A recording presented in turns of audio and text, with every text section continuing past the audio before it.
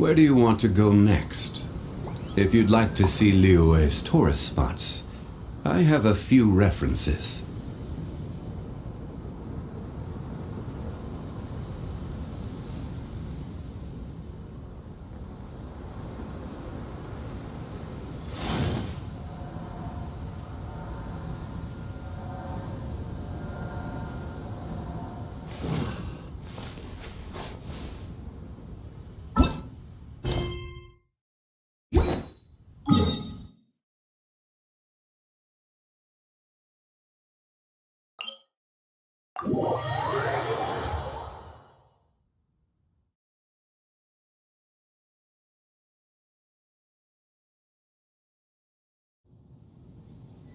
Every journey has its final day. Don't rush.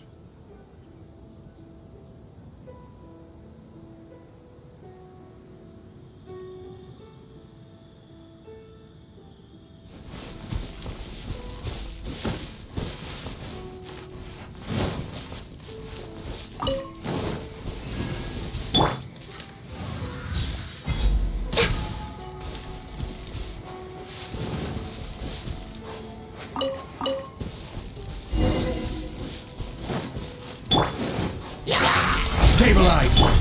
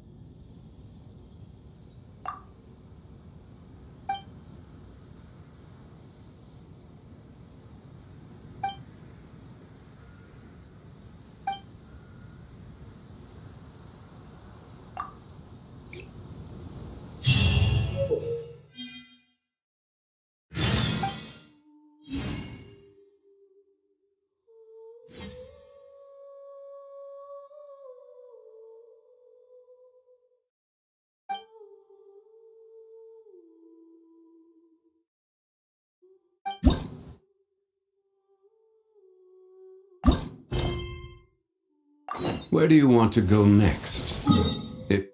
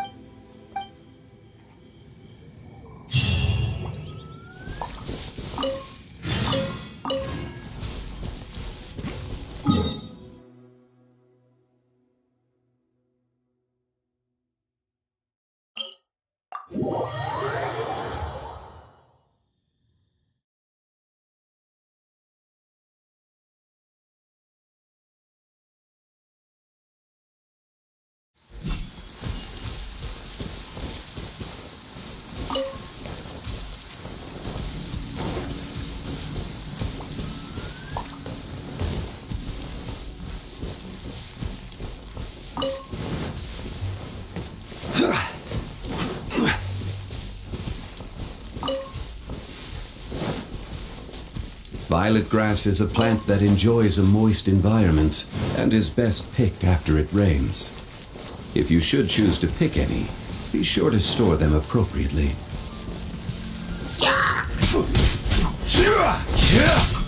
Solidify!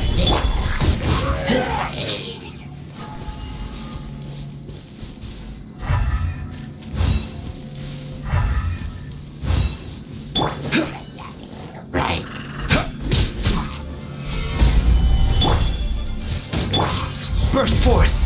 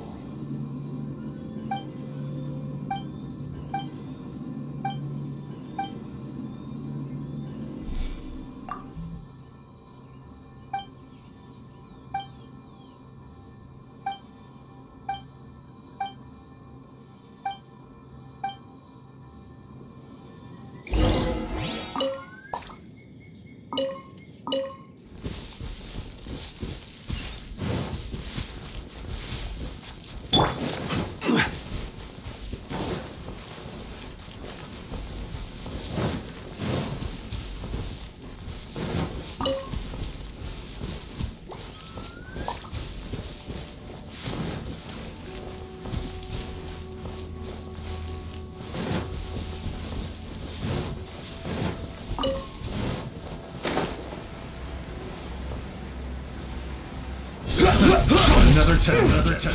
Stabilize! Coming to be! Witness my great undertaking! Such a pain.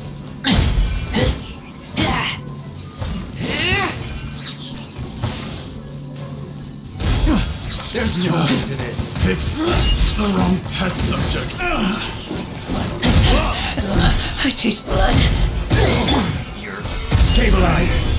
Should replace my hammer.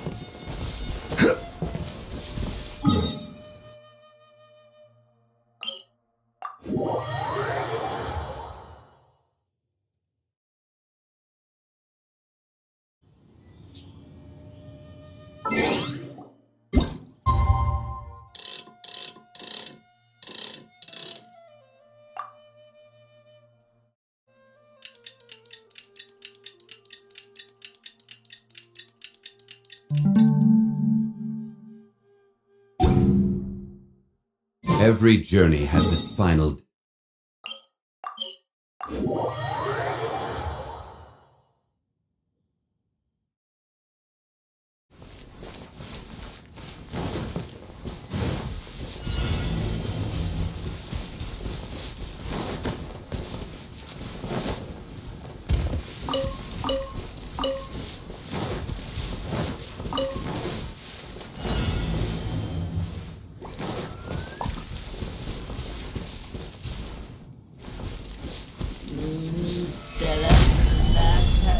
This is order.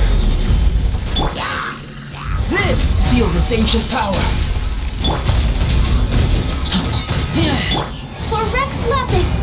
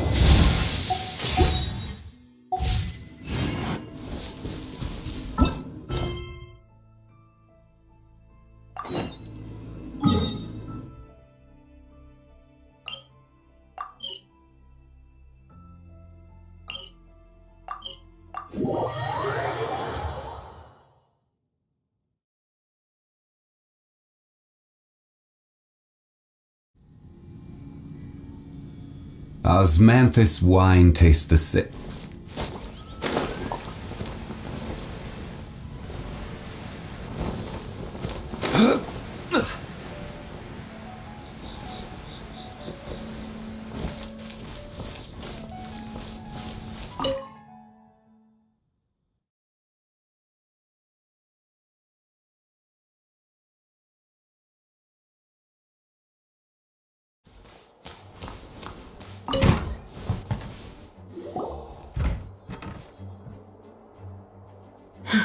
Thank you for coming on such short notice, Honorary Knight. I know you must be busy.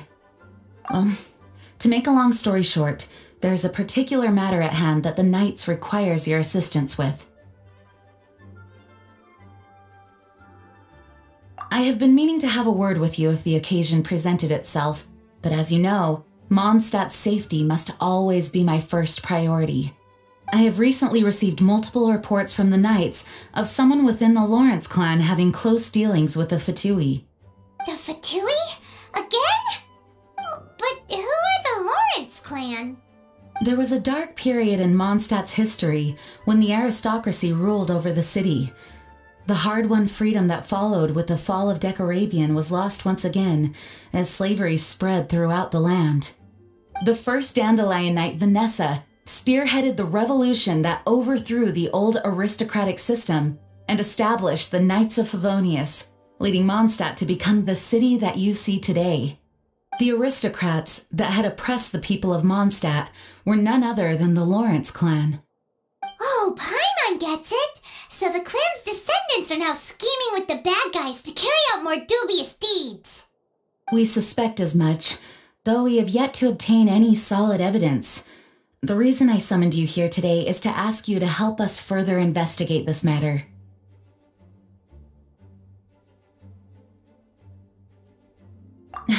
Unfortunately, the Knights of Favonius and the aristocracy have been at odds with one another for as long as I can remember. We've already considered every possible way of resolving our differences, but it seems the descendants of the aristocracy remain antagonistic towards the Knights. No matter what stance we take when dealing with them, the outcome is always the same. Our efforts only result in adding more fuel to the flames. We could come knocking on their door on the grounds of a search warrant, but if the investigation were to come up empty, I'm afraid tensions and distrust would only increase. All of our past efforts would have been wasted. You are in fact the best candidate to represent the Knights of Favonius, but you need not emphasize your role as the honorary knight. You're a traveler from a distant land, and you can approach the aristocrats in this way. Once you come to friendly terms with the Lawrence clan, you should be in a good position to learn more of their possible connections with the Fatui.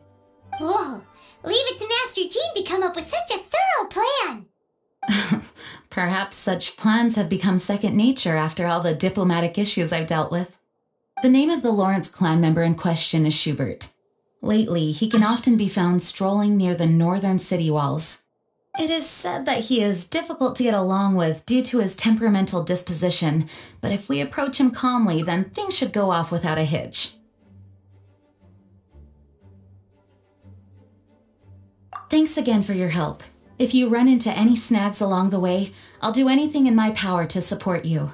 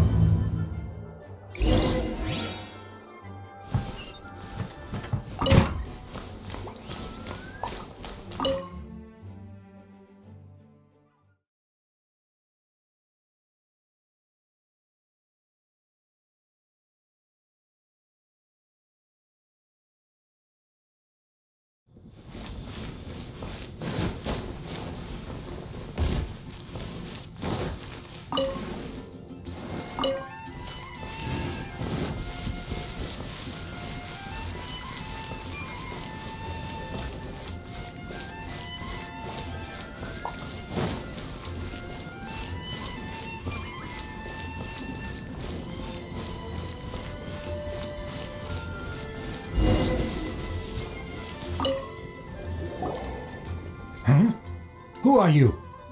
Hello, we're here to... Hello? What's wrong? Did you just say what's wrong? Huh. And I suppose you think that you can simply strut up here and greet me in such an ignoble and vulgar manner? Given that I don't recognize you, I can only assume that you are a traveler of some variety.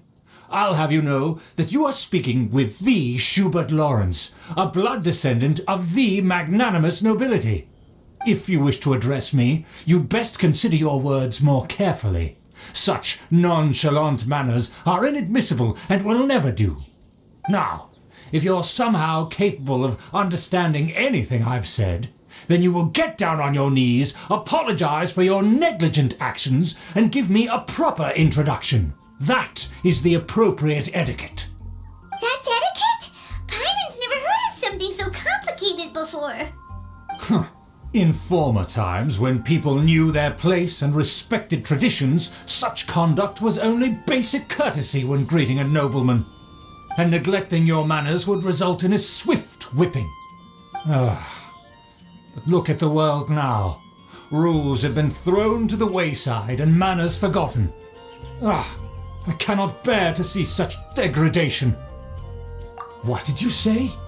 You dare question the dignity of the nobility? I'll have you know that though the Lawrence clan is in decline, myself and others of noble blood are looking for a chance to restore our rightful honor. Just look around. The people are unruly and undisciplined. I, however, strive to retain the elegance and etiquette of the nobility. After all, we are of a completely different breed by birth. Save your words. I find your manners and bearing repulsive. I have nothing to discuss with the likes of you. Besides, I am in no way obligated to instruct commoners on basic courtesies. Now I have more pressing matters to attend to. I'll take my leave. So this is what Master G meant by difficult to get along with. Let's head back and talk things over with her.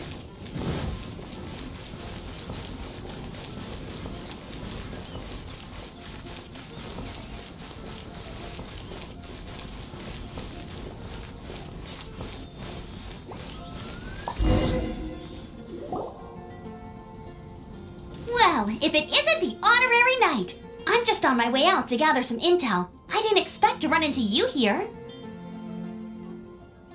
Huh? Judging by your expression, you must have run into some trouble. Master Jean tasked us with a special assignment, but things seem to have run aground for the moment. No need to get down on yourself. Sometimes things just don't turn out as planned. Even I can't guarantee useful intel every time I'm dispatched. You just have to keep at it and never give up.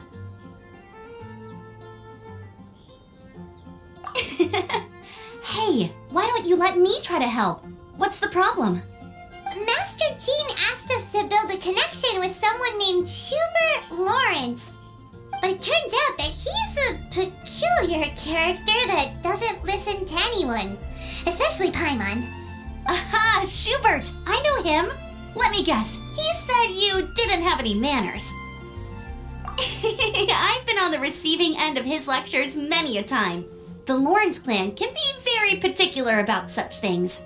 You mean everyone in the Lawrence clan is just a big headache? As aristocrats, they believe there should be a certain distance between themselves and common folk. I understand their thinking, but that's just not how things are anymore. However, there is one exception among the Lawrence clan, my good buddy, Eula. Buddy? That's right. Not only is she from the Lawrence clan, but she's also captain of the Knights of Favonia's 4th Company. Eula is special. She's not quite like the other members of her clan. She has her own beliefs and it shows. In other words, she doesn't really adhere to the strict rules and conventions of her family.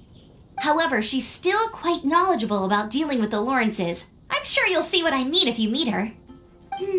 That's strange. If Eula is a member of the Lawrence clan, then why would Master Jean choose us for the task? Couldn't she just ask Eula? Well, it's a little complicated. Basically, the Lawrence clan has frowned upon the fact that Eula joined the Knights. Her family members don't particularly care for her. In their eyes, Eula is nothing but a traitor to the family. She's very easy to get along with. Just explain the situation, and I'm sure she'll help you come up with a way to get along with Schubert. In fact, I think she's out in the wilderness on patrol this morning. You should be able to find her around Stormbear Mountains. Thanks, Amber. All right, you heard her. Let's go find Eula. Good luck, you two. I've got my own matters to investigate. Who would have guessed the Knights have a member of the Lawrence clan? Well, if you want to learn...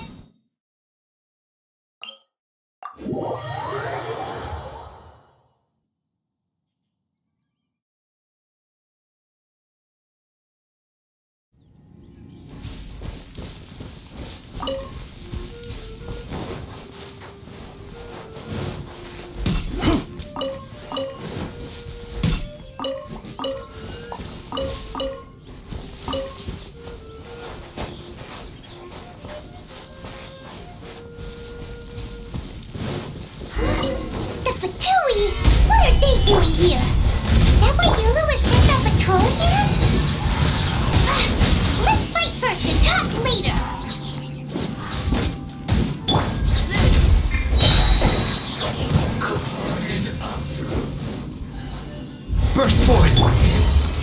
stabilize! This is trouble. Some quiet. Live! This is...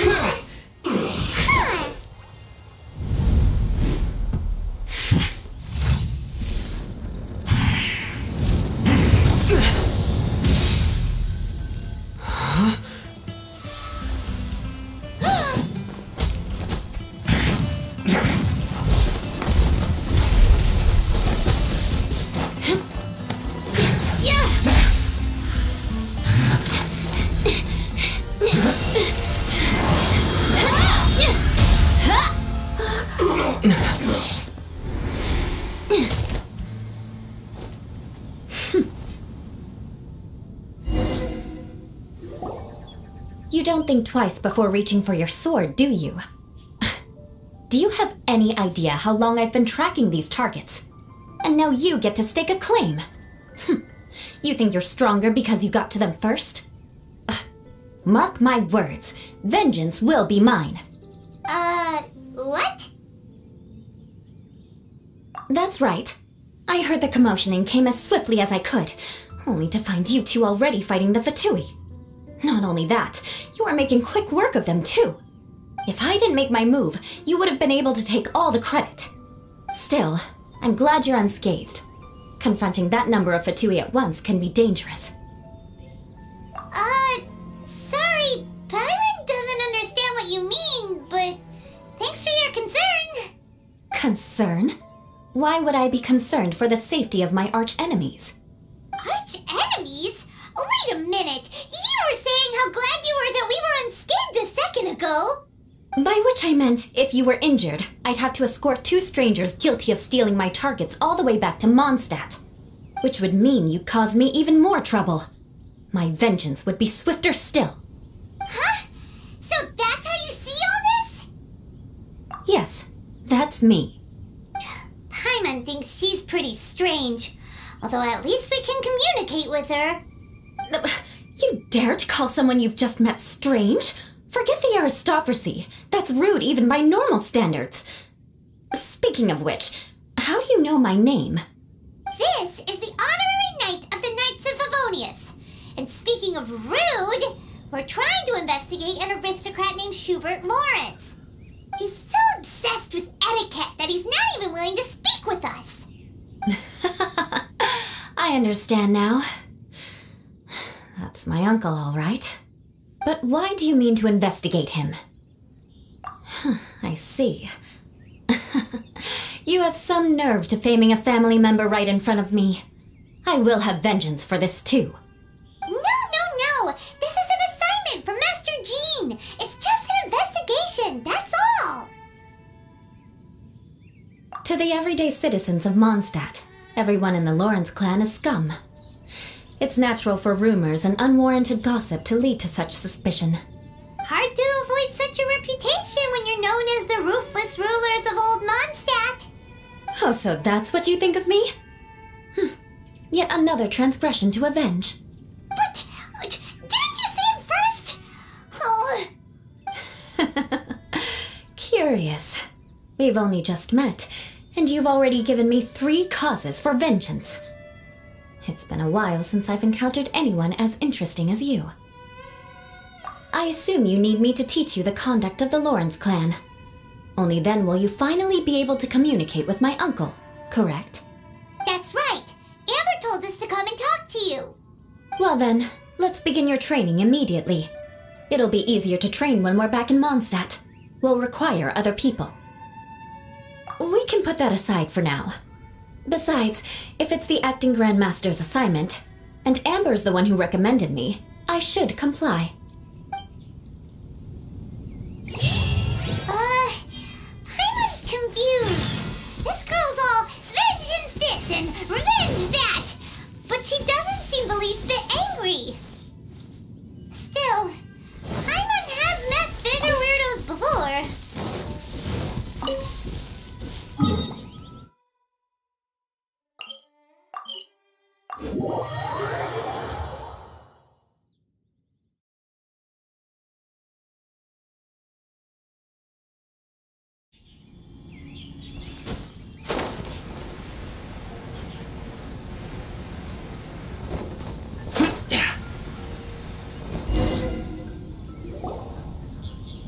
you finally arrived.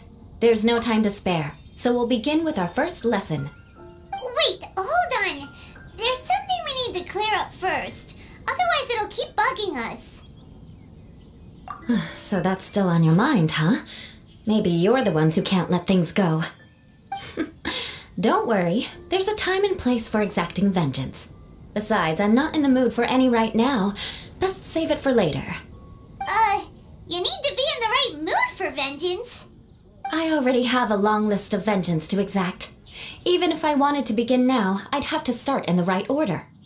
Who knows how long it will be before I get to you? Well, if you have so much to take care of, wouldn't it just be easier to give us a clean slate? Absolutely not. Stealing my targets, calling me a ruthless ruler, and suspecting my uncle. All worthy of vengeance in my eyes. But you needn't worry, at least not whilst we're investigating this matter. I'm sure you're familiar with the phrase, a man of moral integrity fears no slanderous attack. If Uncle Schubert didn't commit any wrongdoing, then any such investigation will prove fruitless. But if he did commit a wrongful act, then he should bear the full punishment. I'm sure you understand. Good. Now, there are two key points that aristocrats attach great importance to: your manner of speech and your bearing. Let's begin with your manner of speech. Aristocrats have a very unique way of carrying conversation, even with mundane daily topics. Oh, Paimon's already learned some unique conversation. Mark my words, vengeance will be mine! Not even close. And besides, it sounds strange. Hey! Paimon learned it from you! And didn't you say not to call others strange? It seems you don't respect the rules of your own clan. No, I've no need to trouble myself with such frivolous formalities. Here, allow me to demonstrate. For example, when greeting a friend, you could say, "As the morning dew greets the coming dawn, so do I greet you, my dear friend." As the morning dew does what now? However, such a phrase may only be used during the morning hours.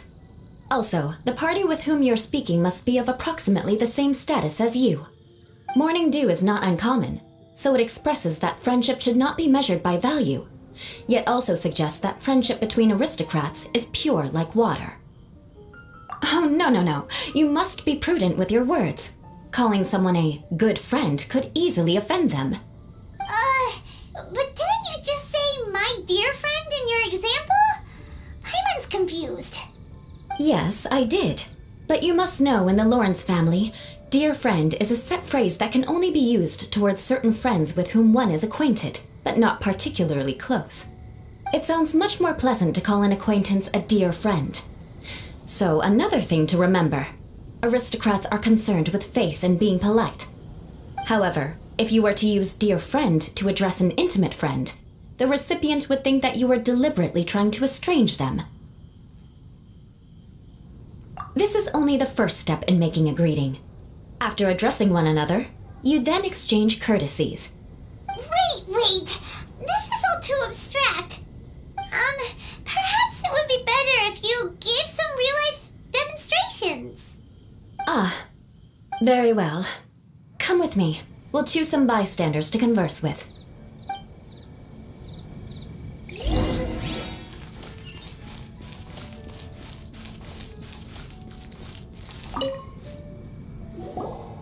Oh, you're Eula of the Lawrence clan, right? This can't be good. You there, lowly laborer. You stand in the presence of a member of the illustrious Lawrence clan. I have words for you. Please acknowledge the glory bestowed upon thee by the nobility...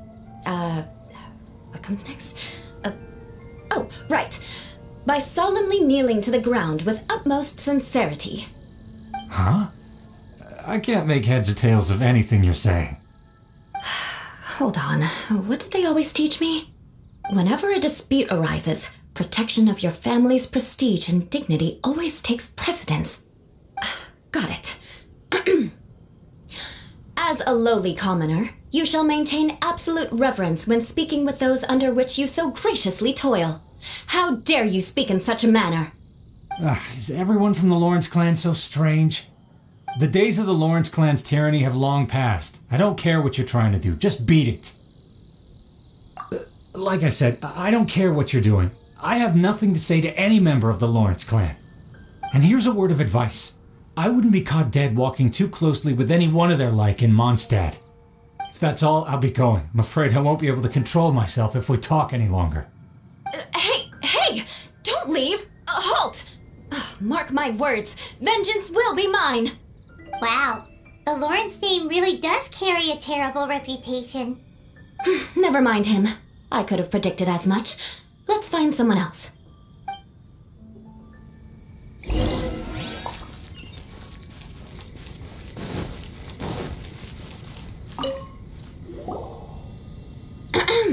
You there, lowly toiler. You stand in the presence of a member of the illustrious Lawrence clan. I have words for you. Please acknowledge the glory bestowed upon thee by the nobility, and solemnly kneel to the ground with utmost sincerity. Huh? Why don't you respond? According to the custom, I must wait until you kneel completely before I can say the next words. Right. I mustn't look at you too long, or I'll be drawing more attention to our difference in status. Oh dear, I've already stared at you for quite a while. Fine.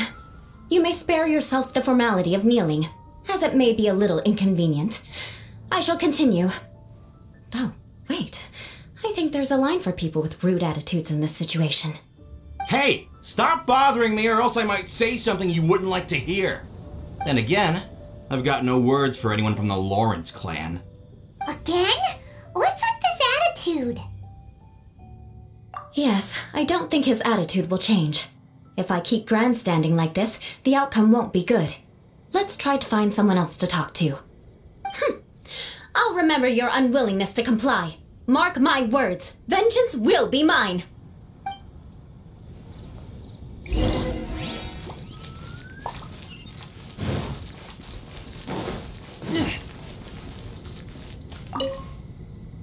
You there, lowly worker. Yeah, I've already heard it all before. Look, just spare me the time. Our answer's always the same. We've got nothing to say to the likes of you. I mean, seriously, can't you just take a hint? Please calm down. We don't want to cause any trouble. I know she's a knight of Favonius, and that the knights wouldn't misplace their trust, but the name Lawrence carries too much weight with it. Even to this very day, the descendants of the Lawrence clan are still scheming to reclaim Mondstadt and reinstate their aristocratic rule.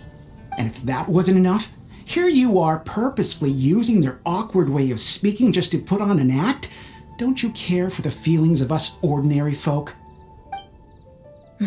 You have a point. But mark my words, this transgression will not go unnoticed. Huh? You want to fight? Listen here, I may be no match for you, but I'll be sure to lodge a complaint with the Knights of Favonius.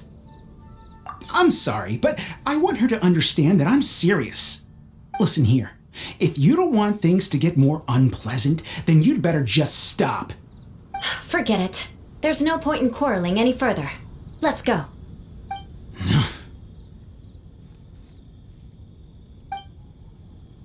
It's all right. This happens quite often.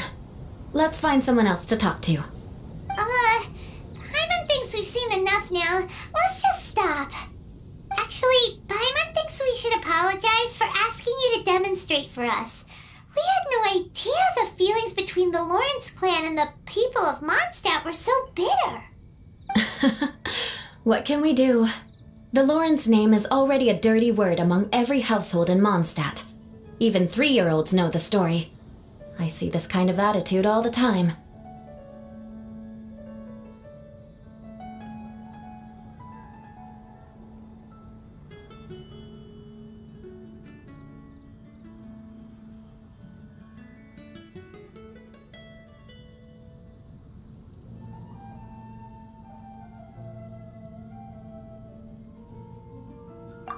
Don't worry. What with me being a knight of Favonius, they're usually willing to speak a few words with me. Perhaps my aristocratic manner of speech provoked them today. Believe me, it's not a big issue. So this is the way things are normally for you? There's no need for them to direct their anger at you personally. That's the way things are. Perhaps it's just fate for those who have made mistakes. Accepting punishment is only fair, right? But when your family has committed atrocities, I'm afraid there's no easy path to reconciliation. As memories are carried in the city breeze, the faults of such grievances are passed from one generation to the next. It is now my turn to bear this burden. At least I have a means of living a relatively normal life compared to the elders of my family. I have nothing to be discontented about. Yeah, why were you so willing to try and demonstrate for us? Oh, that reminds me. That last person will not escape my vengeance either. Let's leave it at that. Just think of it as something I like to do. But unfortunately, you probably didn't learn much from those conversations. It seems we have no other choice but to find more people to talk to. No need! Besides, the Traveler's pretty sharp, and nothing gets in our way on an adventure. Paimon thinks we got the gist of it now. Right? Right? We'll just have to roll with it for now. Let's just keep Eula from getting anyone else riled up. Well then, I'm glad you learned something. You're already halfway toward mastering aristocratic conduct. A proper manner of speech is more aesthetic than anything else. It stems from their taste for refinement. But we must also practice your bearing. I have a very effective way of training for this. Come with me to Dragonspine.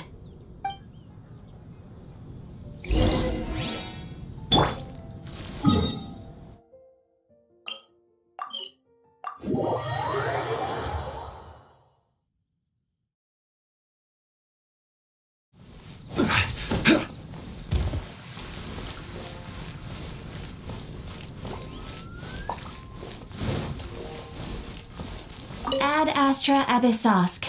Welcome to...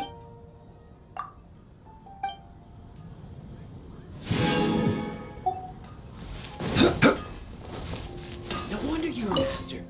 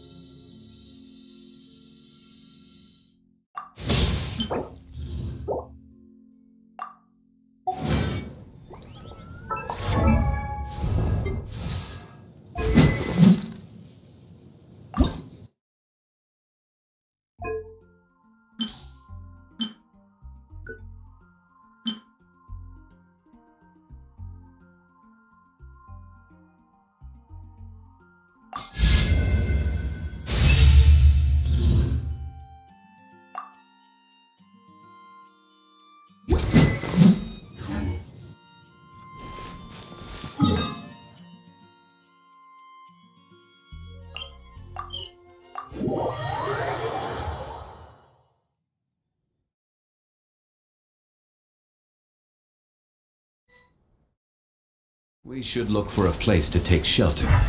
I'll be fine, but we don't want you catching the cold. It's so cold. Does aristocrat training really need to be done here? If you wish to truly achieve the dignified conduct of an aristocrat, you must learn to remain composed and elegant even amidst harsh conditions. For example, you can see that part of the path up ahead is quite difficult to traverse. But a well-trained aristocrat would not only effortlessly proceed forward, but do so without a stain on their garment and their elegance fully intact. Paimon thinks we've left the realm of aristocrats and entered the realm of adventuring. Compared to what we've already seen, this should be a piece of cake.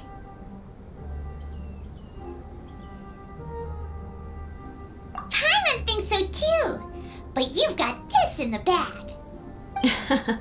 You look pretty confident this time. All right, let's get started. Remember, you must be graceful and elegant. Don't get knocked or launched into the air. That would be most unsightly.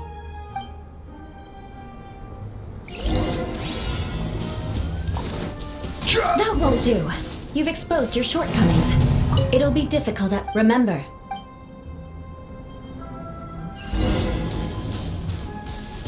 No need to worry.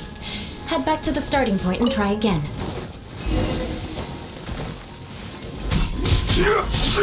Coming to be!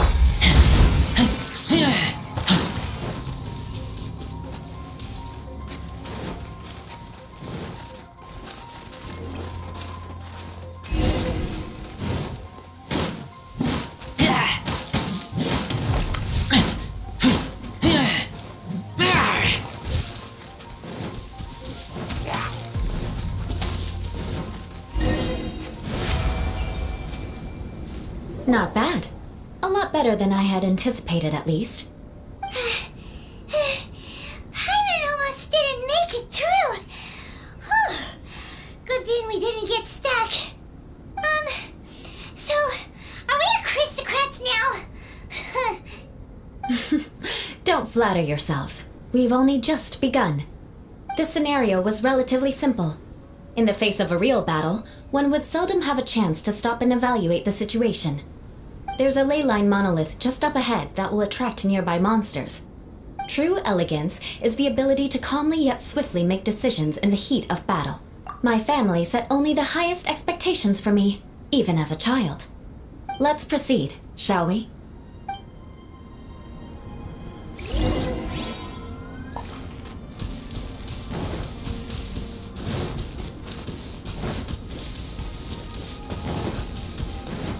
This is the ley line monolith.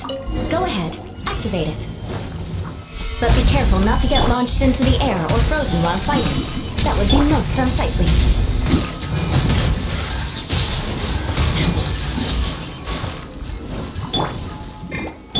I will have order! Stabilize!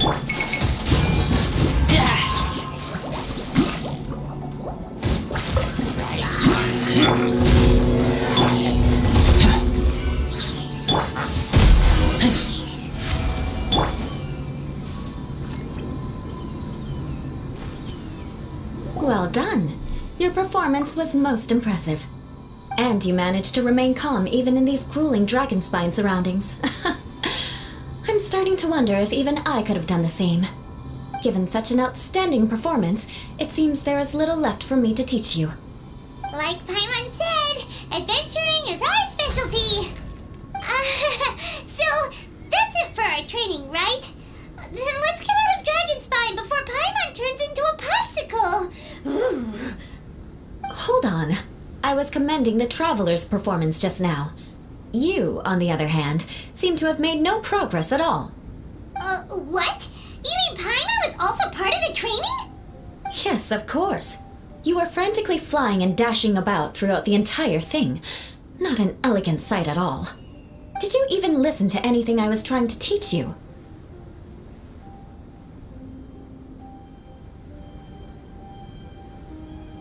Hey! That's not true! Paimon was just focusing on you the whole time!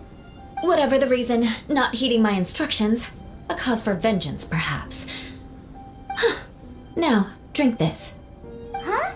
What is it? Are you trying to poison Paimon? Certainly not. It's warm milk. Didn't you just say that you were freezing? Drink it and it'll help warm you up. Oh, thank you. Are you still planning on the whole vengeance thing? If I wasn't, then why would I care about you being cold? If you turned into a Paimon popsicle, that would ruin my plans for vengeance now, wouldn't it? So, dear friend, don't die on me out here. Ah! Paimon knew something was off! All in the name of vengeance. No need to thank me. Now then, given that your training is complete, it's time we return to Mondstadt. Our last step will be preparing a cordial gift to present to my uncle when you meet him. I already have something in mind. Let's pay Sarah a visit at Good Hunter.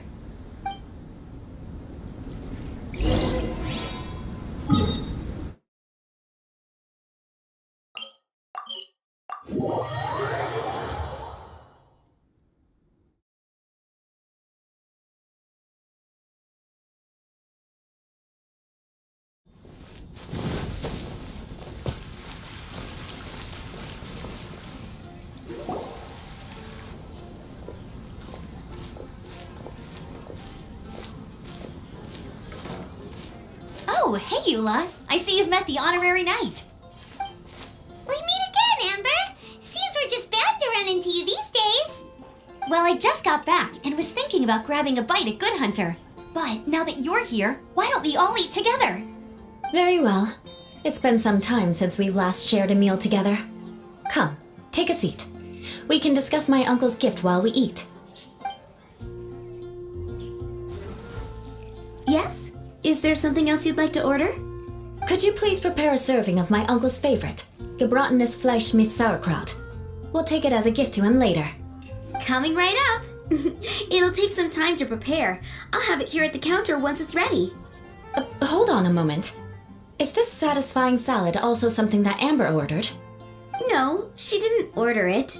But because she didn't order any vegetables, I thought I'd throw in a salad on the house. You know, to contrast all the meat dishes. So, we clearly didn't order this, yet you prepared it without authorization. Mark my words, this transgression will not go unnoticed. You're gonna take revenge on her for giving us a free salad? You should know me by now. That's the kind of villainous character I am. Well then, please wait a moment while I get the dish for your uncle started. Delicious unauthorized delicacies. Sarah will pay for this. Why would you choose gebratenes Fleisch mit Sauerkraut as a gift for your uncle? Hyman's never even heard that dish before. This dish isn't actually on Good Hunter's menu. Only long-standing patrons such as my uncle would know about the dish. The old aristocrat seemed to take a liking to it. Because of the sour flavor of the sauerkraut, not too many people are fond of it these days. I guess it's become less popular over time. Eula treated me to the dish once, and I couldn't even finish a bite. I've nicknamed it gebratenes Fleisch mit Vengeance ever since. Ugh. I never expected us to have such completely different tastes in food. If I weren't in such a good mood, I'd say that constitutes grounds for transgression. Of course not. It's hard to find someone in Mondstadt that attracts contempt as much as she does. It's fine when you're just joking between us, but I'm afraid our honorary knight might misunderstand you. Eula's always talking about vengeance, but that's just how she is. It's nothing you should take too seriously. But I am serious, and I'll remember every transgression committed against me. It's no wonder so many people dislike you. Hyman's starting to realize that Eula is actually a very good person. There's no need to be so awkward when you want to say something nice. Listen, you've never been labeled as a social pariah, have you? Well, no? So that's why you wouldn't understand how hard it is for a bad person to try to be good. It's impossible for me, and I have no intention of acting like a good person. All right, no need to look so sullen. I'm just kidding. Come on, let's eat. The food is getting cold.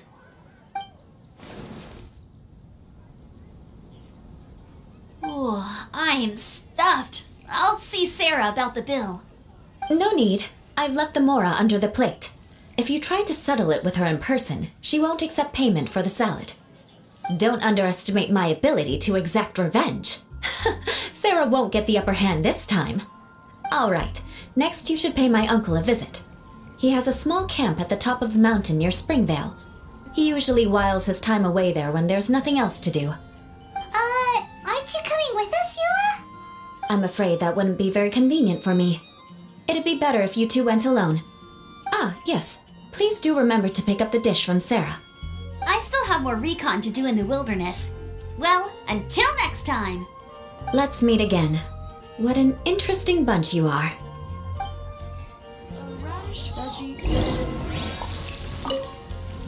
Here, the gebratenes Fleisch mit Sauerkraut is ready to go. Be sure to eat it while it's hot, otherwise the flavor will be spoiled.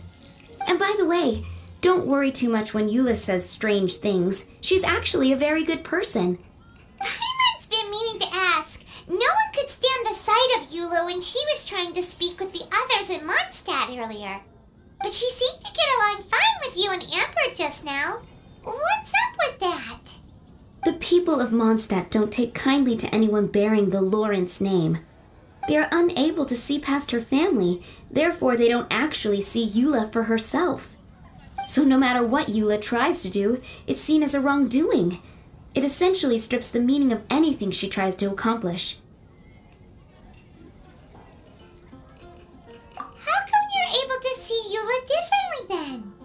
Well, when she joined the Knights of Favonius, it caused quite an uproar. Many people signed a petition demanding that the Knights reverse their decision. At the same time, numerous members of the Lawrence clan crowded the entrance of the Knights of Favonius headquarters, clamoring for Eula to give an explanation. Whoa, so both sides were unhappy. That's right. So you can imagine how determined Eula must have been under such circumstances. But thanks to Grandmaster Varka and the unwavering attitudes of others in the Knights of Favonius, they were able to quell the unrest. Tensions still remain beneath the surface, I'm afraid. In the eyes of the people, she's a stain on the Knights of Favonius, and in the eyes of the Lawrence clan, she's a disgrace to her family. But she simply fulfills her duty as a knight, silently helping one person after another, myself included. People like Eula should be approached with care and understanding. She could stand to be treated a little more fairly. I believe a day will come when things will get better. Once everything's settled, we should go talk to Eula again. Paimon thinks we know how to communicate with her now. I'm glad. I think that would make her very happy, though she might not ever admit it. Take care. Please come again.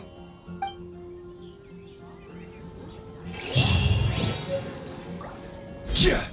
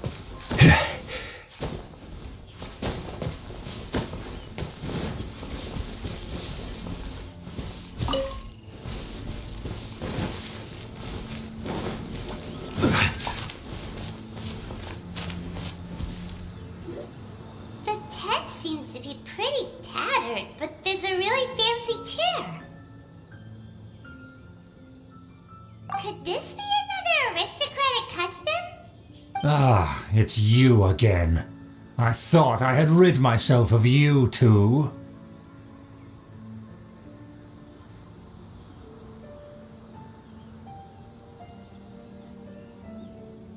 A few humble words, huh? Yes, that sounds appropriate enough. Very well. I'm certainly not one to be narrow-minded. I'll overlook your previous misconduct for now and listen to what you have to say. Wow, this guy thinks so highly of himself.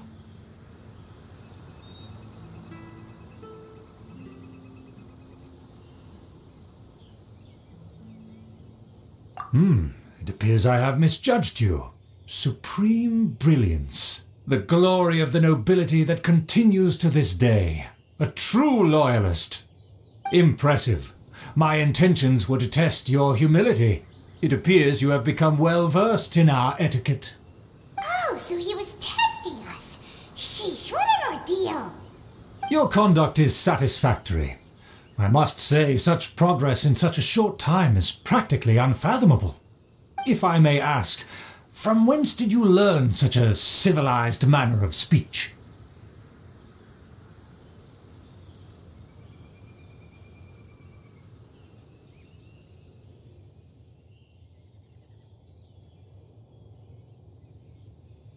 Ah, good. Very good. You are bright, and compared with the common folk of Mondstadt, you certainly have potential. If you were of aristocratic blood, your prospects would be promising indeed. By the way, we brought a gift. Paimon means we would like to present you with a small token of our goodwill. Could this be? Gebratnes Fleisch mit Sauerkraut? It's evident that your sentiment is genuine. As a young person nowadays, only with no small effort could you achieve such a dish. It's been so long since I dug into a big, tasty... I beg your pardon. What I mean to say is, since it's nearly mealtime, I shall partake.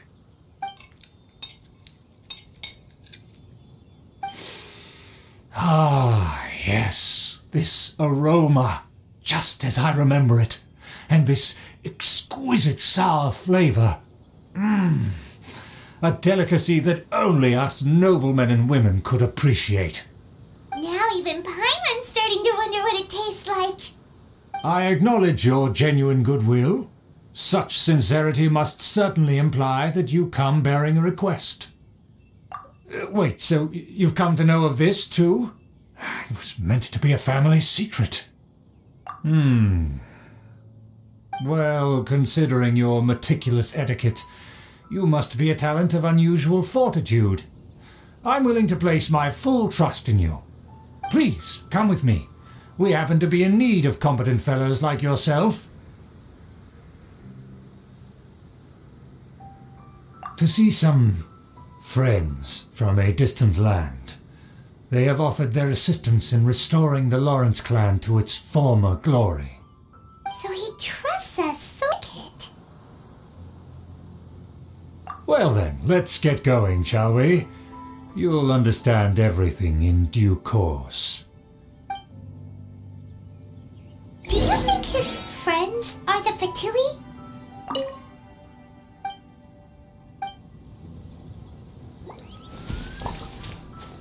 Things will get...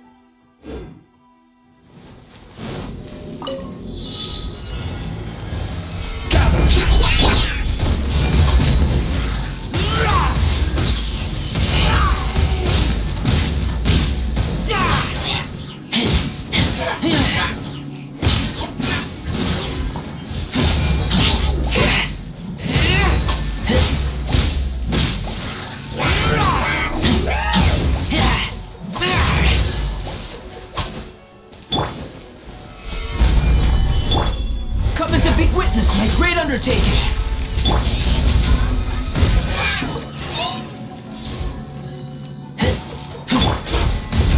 This is order.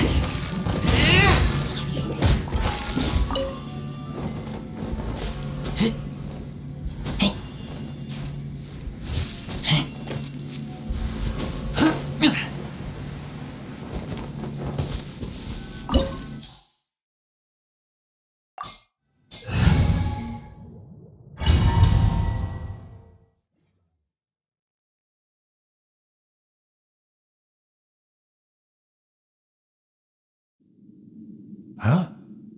Why have you put on a mask all of a sudden?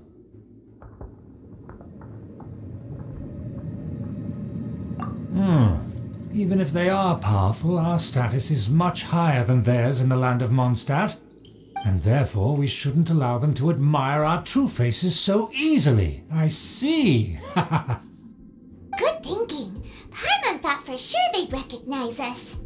Let's proceed, shall we? I'll introduce you as my guest.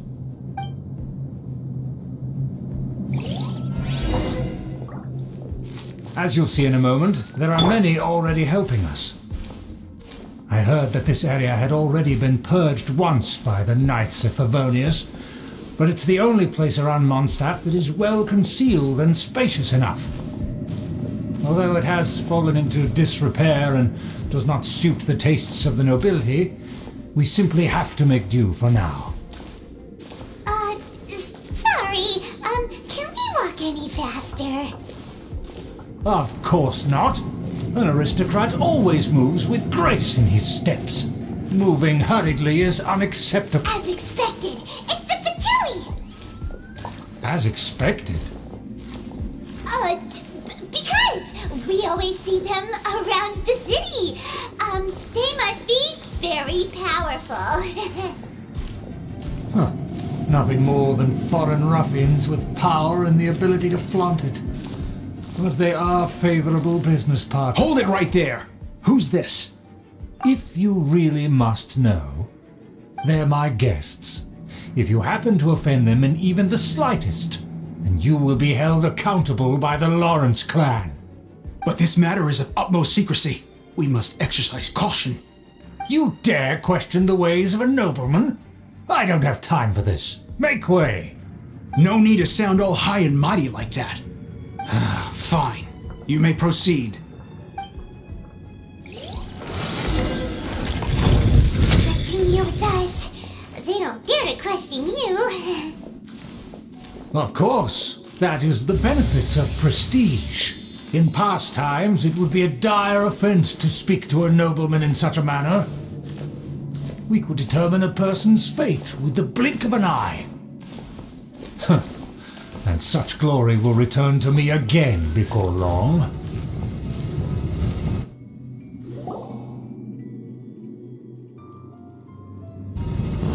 Where have I seen this person before? And who, may I ask, is this? We mustn't bring just anyone in here. This is our new ally that I've recently met. They are completely trustworthy. You have the word of the Lawrence clan. Our plans are strictly confidential. It's not wise to bring in an outsider at this time. Furthermore, there's been word that an outlander who joined the Knights of Favonius has been very active in Mondstadt recently. Don't be ridiculous. Besides, my guest is well versed in the etiquette of the nobility. I must treat them with the proper mutual respect. The Knights of Favonius pay no regard to such details.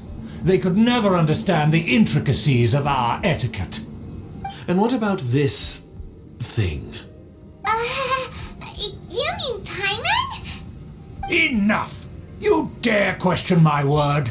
Need I remind you who it is who has made your activity in Mondstadt possible? Without the support of the Lawrence clan, you would have all been driven out by the Knights of Favonius like dogs. You must immediately offer your sincerest apologies to my friend. You've offended their honor. Fine. I'll take your word and make no further inquiries. Now, to the matter at hand. Did you bring the diagram of Mondstadt's defenses as promised? Oh, so that's what's going on here. Yes, of course. Here it is. Let me see. Why is it so poorly drawn? Everything's so squiggly and crooked. And what is this shape supposed to be? Excuse me? I'll have you know that I went to great lengths to carefully draw this map by hand myself. That shape is the symbol of the Knights of Favonius. I see. Crude, but I can make do. Are you able to verify that this is all reliable information? Of course, you needn't worry about that. Don't forget what we agreed upon. The flag of the Lawrence clan will fly above the Knights of Favonius headquarters. The rights to that building, as well as the whole of Mondstadt, belong to the Lawrence clan. Yes, we will both profit from this agreement. There's no use haggling over the details. We will make good use of the intel you provided. Also, be certain not to divulge our identity. There would be diplomatic consequences, you know. Don't worry, this matter is only between you and I. And my new friend here. No one else will know of it. Once this is over, I shall stand atop the Favonius headquarters and rebuke their pathetic rule over Mondstadt.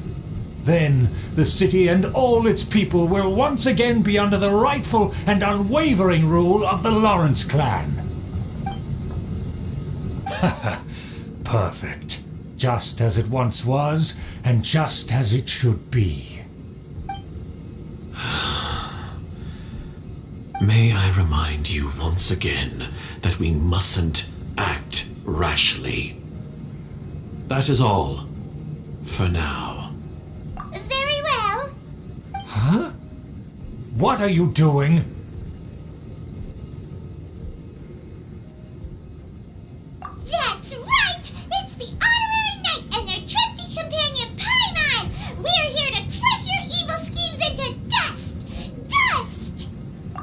This was all just a ploy to deceive me! It's your own fault! Who would put so much trust in someone based purely on their manners? After so much planning, this is how it ends? Huh! We'll see about that! Just as I expected. I knew I should have never trusted these foolish aristocrats. No matter, we already have the intel we need. Get them! They're running off in different directions. Paimon remembers that this place is a dead end. Let's take care of the Fatui first and then deal with Schubert later.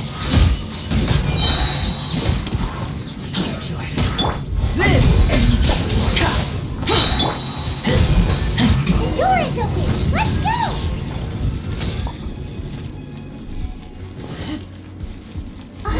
Is that Eula? Don't touch me! Get out of my way! I'll leave on my own! It seems we finally caught up with you. This place is crawling with Fatui. Oh, it's you. It seems your investigation went well.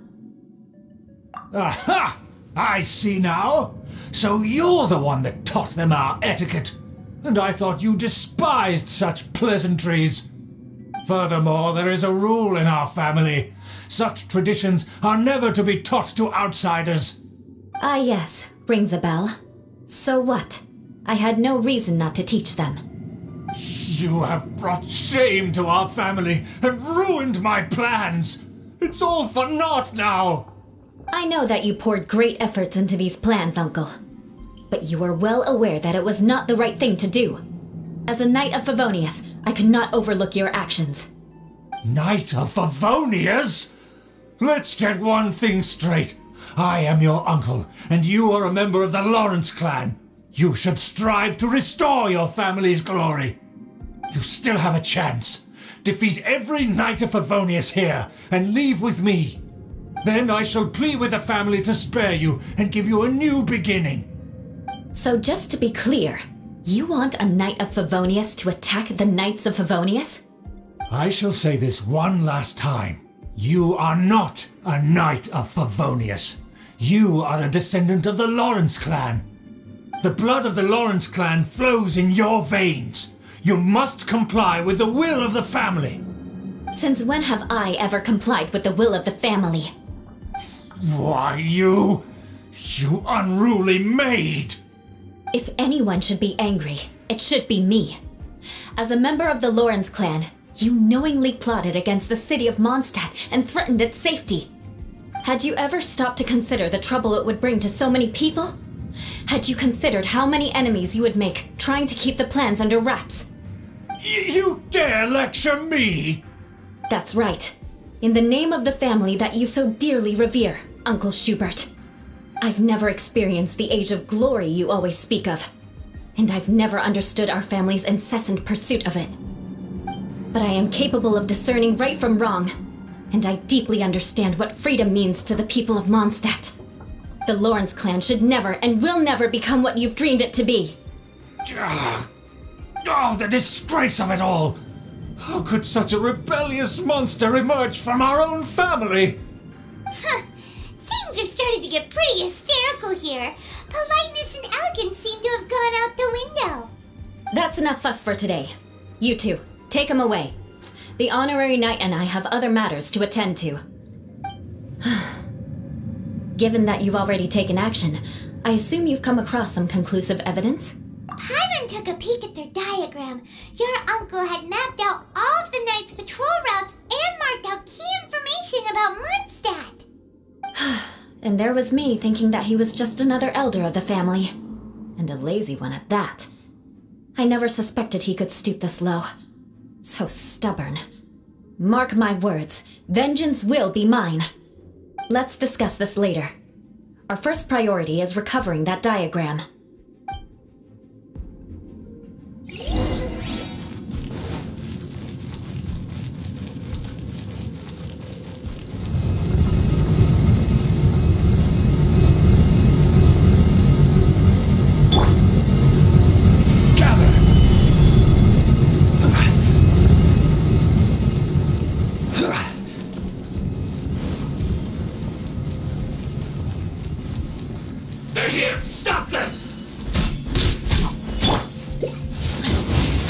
beg for mercy.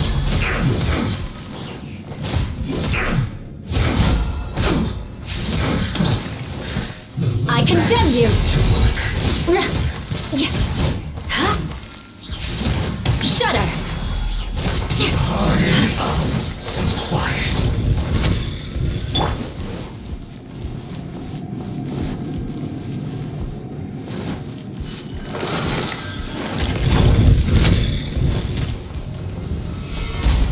I will have order.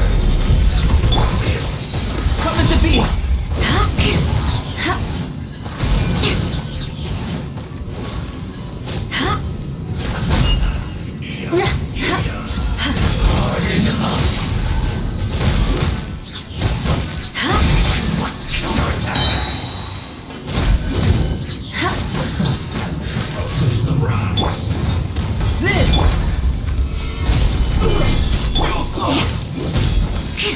Eye for an eye.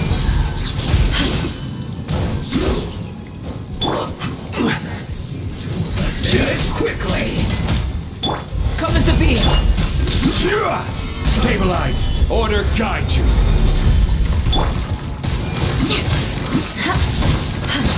I condemn you. Stay. This isn't good. Live! Moments of burst! Freeze to the core. No slacking off. Gather. Not breaking a sweat. My duty at an end. Gather. First force!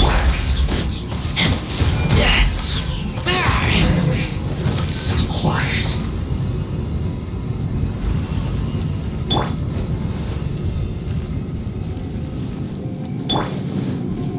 Crush.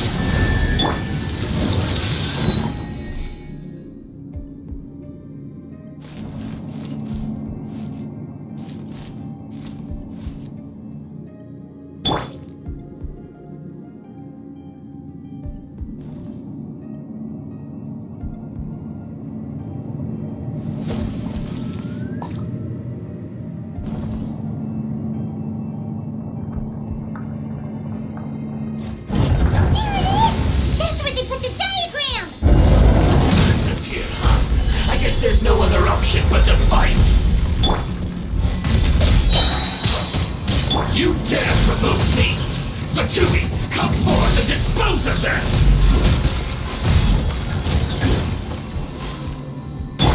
Witness my great undertaking! Can't run from death. Use this. Solidify!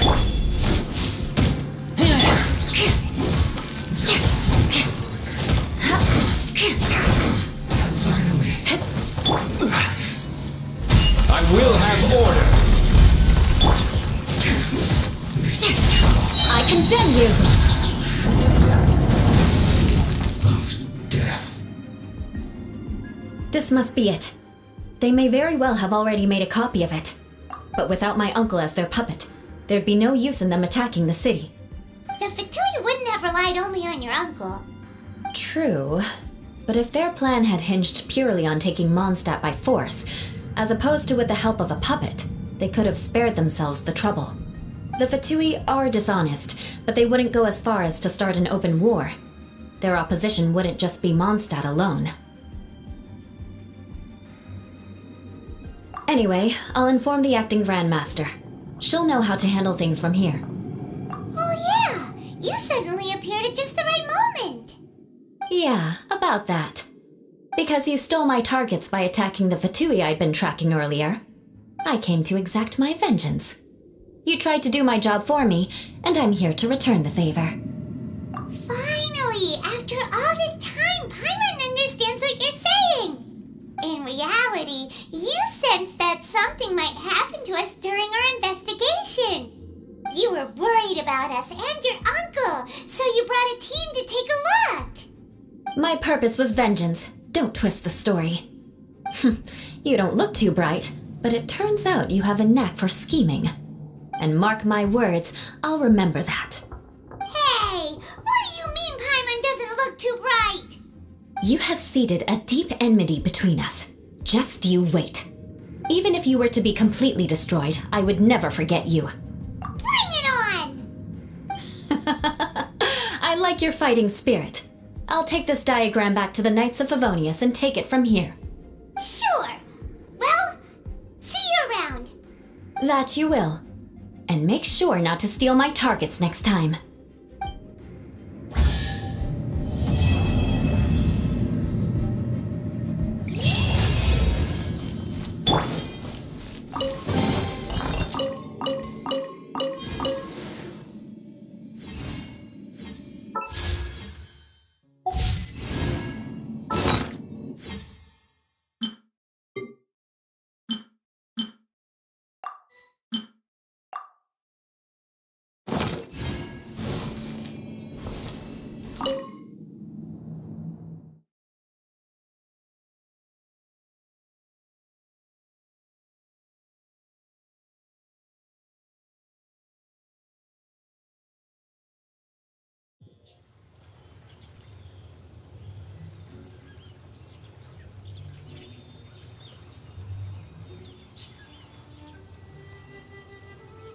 Osmanthus wine tastes the same as I remember. But where are those who share the memory?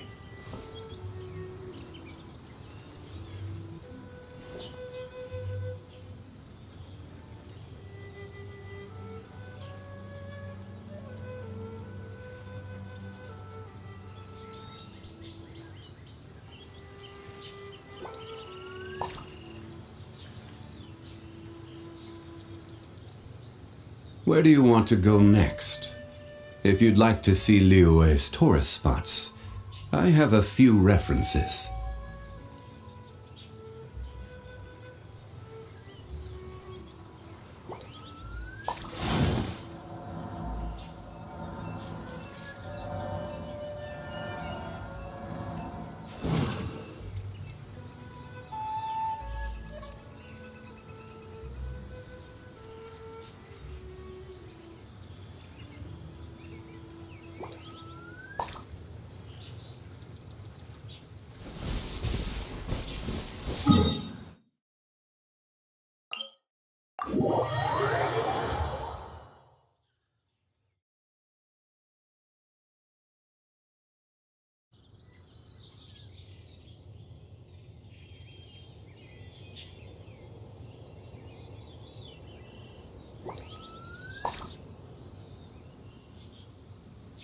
Boats are made for transferring commodities back and forth, and those that come across Liyue tend to stay a while, so it is where many things come to settle.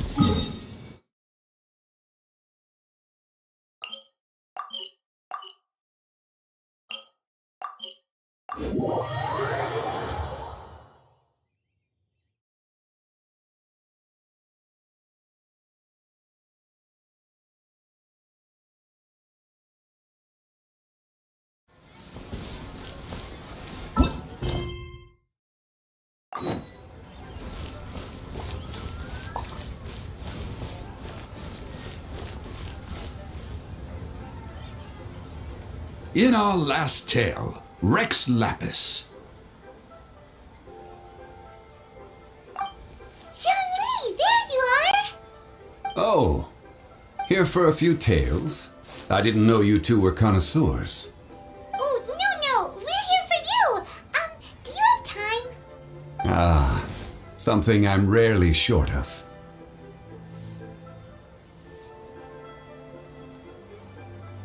We need someone who understands geology and ore. Someone who understands geology and ore. Take a look around. Is there anyone in Teyvat more qualified? The requester claims to have enlisted Teyvat's #1 rock expert, but Paimon doesn't believe a word of it. Nobody understands rocks better than you. You appear to have taken his claim quite personally on my behalf. Oh, no. It's just... Uncle Dai doesn't know what he's talking about. Paimon just wants to enlighten him. I see. Well, then it will be my pleasure to accompany you. Really? But I should inform you that despite my expertise, I cannot necessarily claim to be a leading authority. We are at all times adrift in a sea of learning. New knowledge should be welcomed with open arms. Still, I imagine I will be of help to you in this endeavor. If we do encounter an expert, I look forward to broadening my own understandings. Stop being so modest, Young Lee. Well, we got him. Let's head back to Uncle Dai.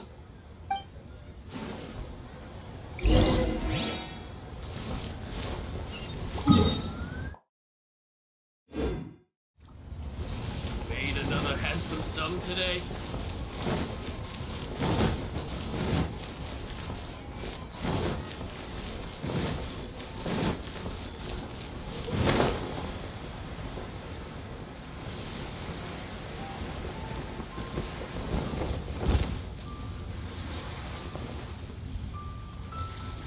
Uncle Dai, we're back.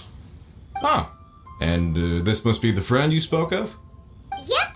Paimon doesn't know who your rock expert is, but he's got nothing on our guy.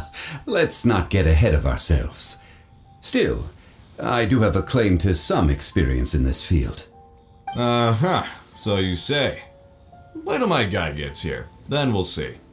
It's no use me singing his praises. You'll have to see for yourselves. Is this the place? Aha! Speak of the devil. Allow me to introduce my assistant, Kun-jun. Young Kun, these are 2 adventurers assigned to us. And as for this gentleman...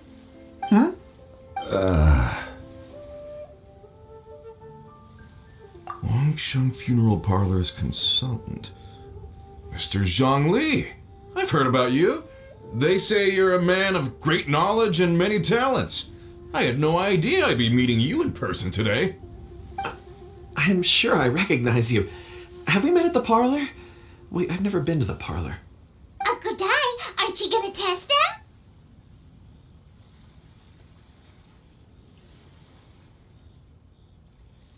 Huh? I wouldn't know where to start. Then they can figure out a way to test each other. If Zhang Li wins, he's the assistant. If Zhang Li loses... never mind. Zhang Li won't lose. A contest? Why, it would be my pleasure. I admire your enthusiasm, good sir. I must say, you certainly have the look of an industry expert about you. It'll be interesting to see which one of us wins. Stop talking the talk and start walking the walk. I'm just saying it like I see it. Which is, incidentally, the only skill I have worth talking about. So you're an appraiser, Mr. Kun-jun. Well, no. Actually, I've already forgotten what I'm in Liyue Harbor for. I was standing by the side of the road one day when Uncle Dai called me over. He saw me holding a rock and asked me a few questions. He seemed incredibly excited, even followed me for a while. We arranged to meet here. Huh? How could you forget something like that? I saw him on my way over to Liyue Harbor, poring over rocks and muttering to himself. He looked to be very familiar with them. I asked him a few questions out of curiosity. To my surprise, he knew more than me, an old mining foreman. In any case, he didn't have any pressing matters and agreed to help me. So, do you have a poor memory? Not exactly. Anyway, if it's rocks you need help with, I can most certainly lend a hand. Mr. Zhongli, what do you make of this rock? A glossy exterior, with a fissure that could only have been left in the wake of a volcanic eruption. If I'm not mistaken, this is a rough gem from another nation. Ah, a keen eye. It's no ordinary rough gem. Fragile surface layer, black veining. My intuition tells me that there's high-quality crystal ore inside. Remarkable! This rock does indeed hail from the vicinity of a volcano. I came across it in a market and snapped it straight up. The seller thought it was some leftover industrial remnant. They had no inkling of the treasure that lay within. Purity and geological rarity alone aren't enough to make a treasure. Some of the most precious crystals contain deposits of water or sand. In the moment of its formation, the crystal hidden within this stone shell captured a pocket of water. For water to be hidden in its depths, like a moon concealed within a mountain, reflecting shafts of daylight that make it through. Now that's a rare treasure. Such a detailed description, almost like you saw it with his own 2 eyes. Say, you're not trying to hoodwink us, are you? After all, we haven't even seen what's inside yet. Everything he said is true. Most crystals are born in high-temperature environments. Heat and water aren't natural bedfellows, of course, which is why crystals with water deposits are so sought after.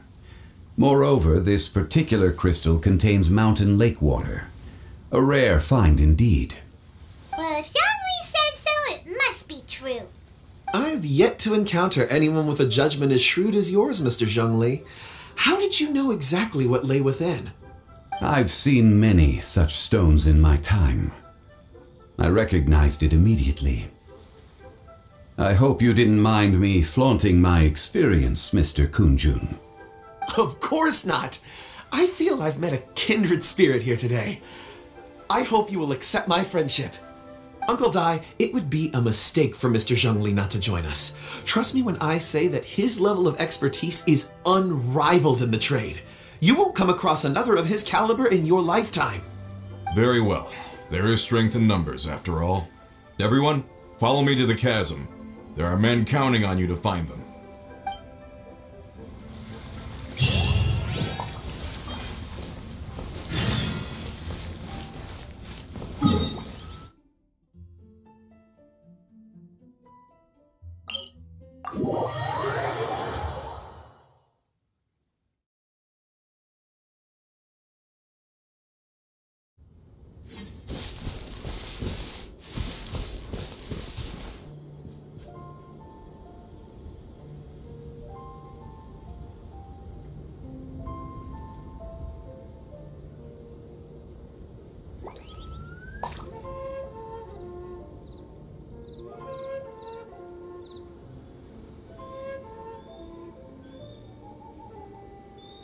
Osmanthus wine tastes the same as I remember.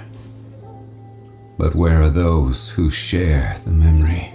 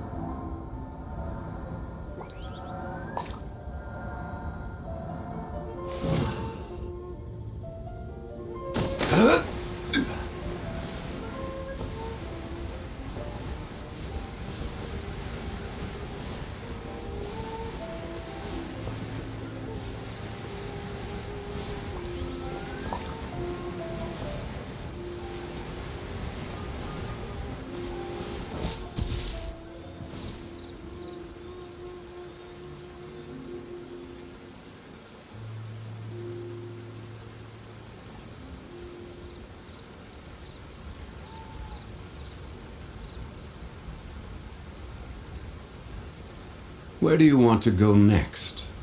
If you'd like to see Liyue's tourist spots, I have a few references.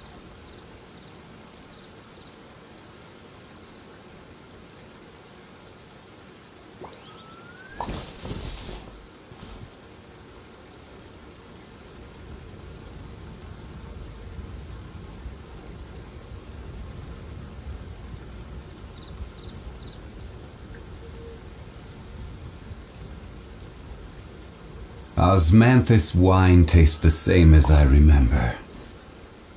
But where are those who share the memory?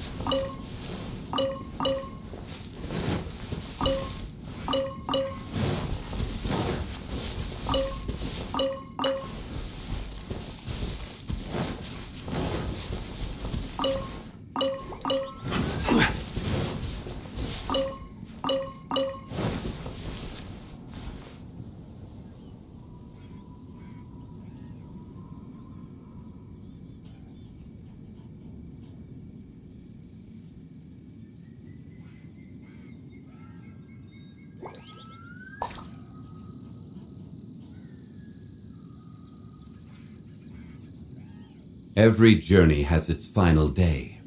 Don't rush.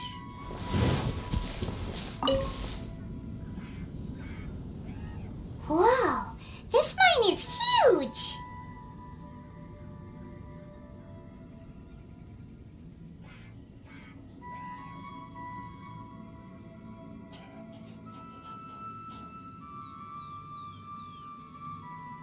This is where the incident occurred.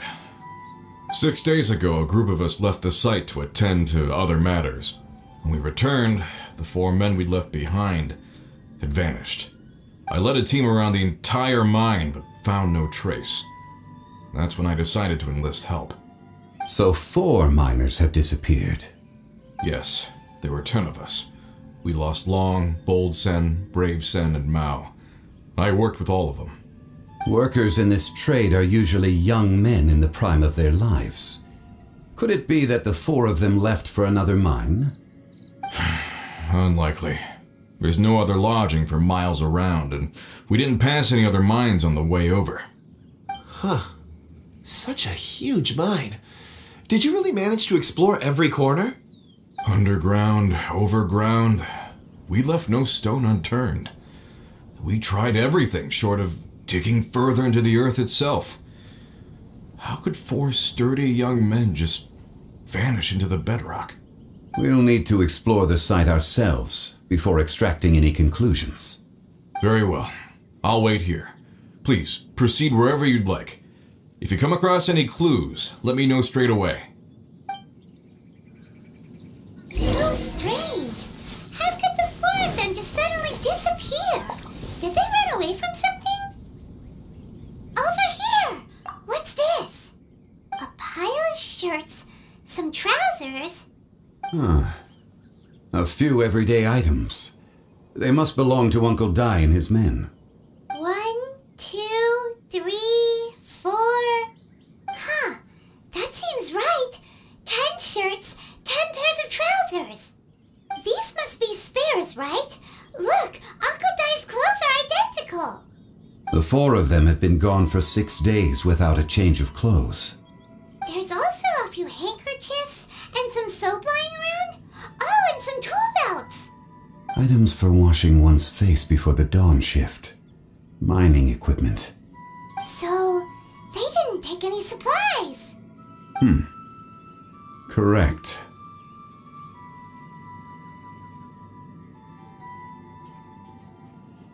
Improbable. There are 4 pickaxes missing. It seems likely they left with the tools of their trade. They had time to take their tools, but not their everyday items? Curious. Huh. Why would someone set off with their tools, but leave their luggage behind? 1, they were working close by and didn't need to move their personal effects. But seeing as they've yet to return, this seems an unlikely hypothesis. Or 2, they were forced to leave and had no time to think about their supplies. Oh. It's certainly a possibility.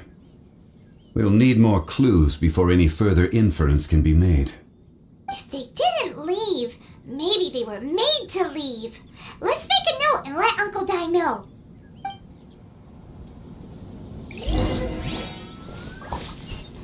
Let's look around first and see if we can find any clues.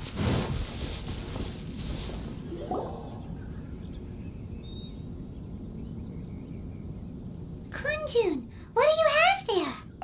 Oh, right on time. Did you find anything? There's a chunk of ore here. Perhaps there are clues within. Or, what does it have to do with the disappearance? Let's find out. I'll give it a try. A moment, please.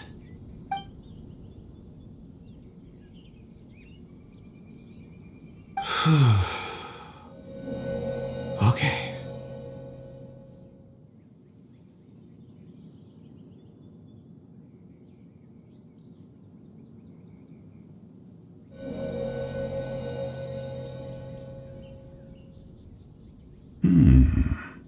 Looks like he's concentrating really hard. What's he up to? I see 4 men following someone out of the mine.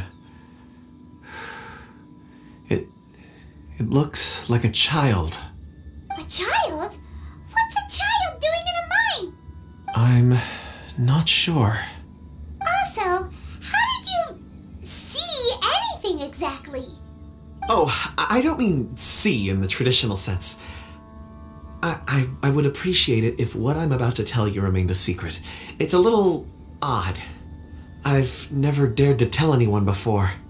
I can perceive the memories of Or. Huh? Perceive? So there's no conjecture at work?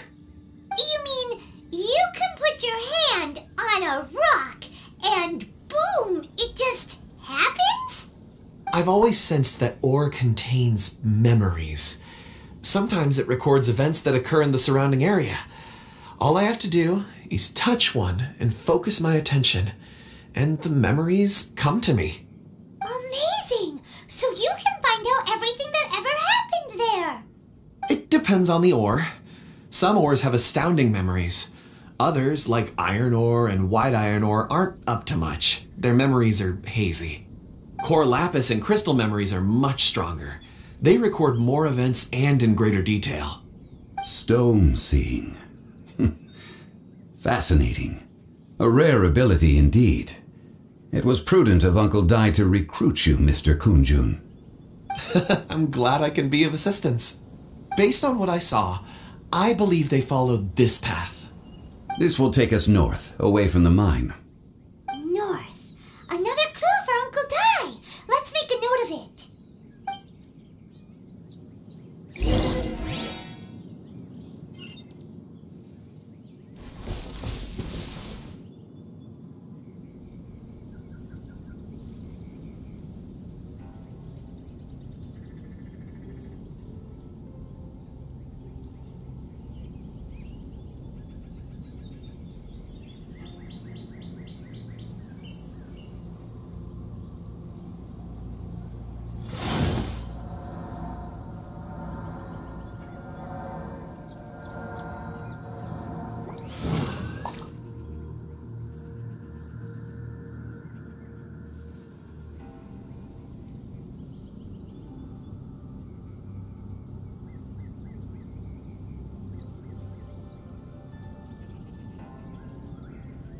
Boats are made for transferring commodities back and forth, and those that come across Liu tend to stay a while.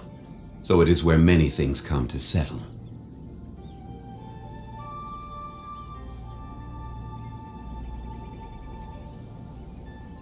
Osmanthus wine tastes the...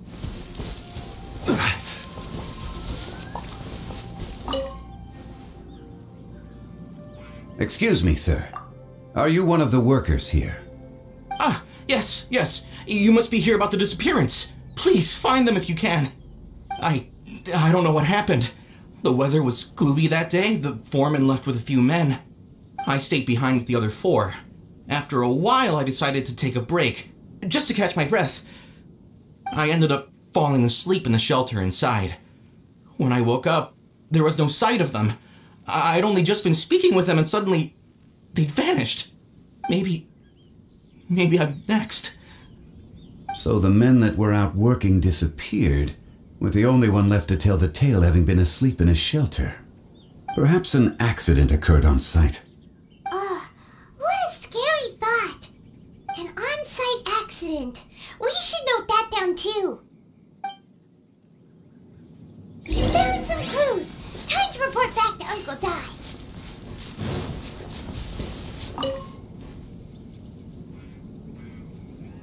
You're back. How are the investigations going?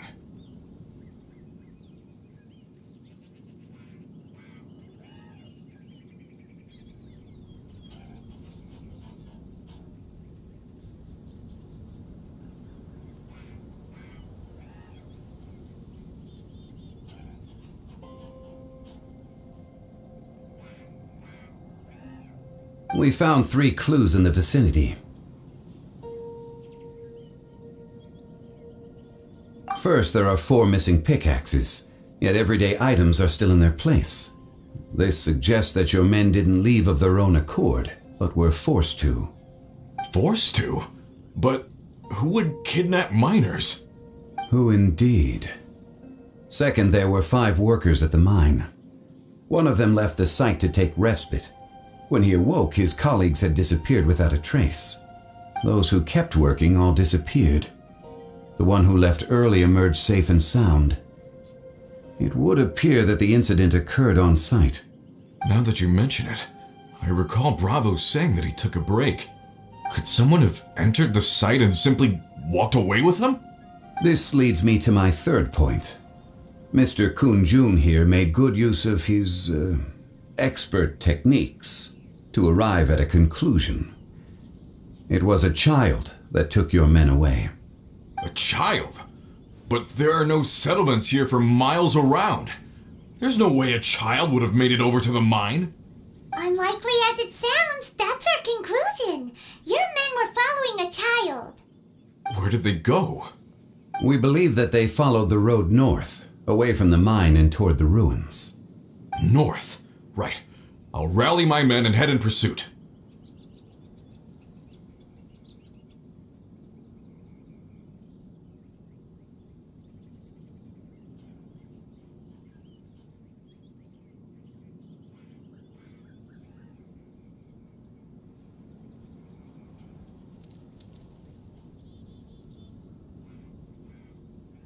You've been invaluable to the investigation, but leave the legwork to us.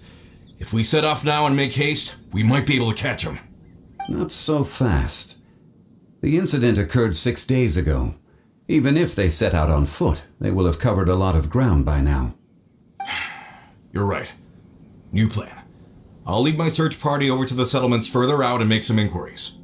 There are only a few settlements around here with lodging for the night. We'll go investigate and see if we can come up with anything. In the meantime, you could keep looking for clues. If we don't see each other, let's reconvene at Wangshu Inn tomorrow evening. Agreed. All right.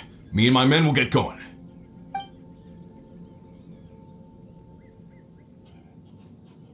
So, they're gonna talk to the people over at the settlements while we keep investigating here. Correct. But there aren't any more clues at the mine. Shouldn't we go north? Wait. I believe we're missing someone. Huh? Oh yeah! Where's Kunjun? Paimon bets he's still investigating. Let's go find him.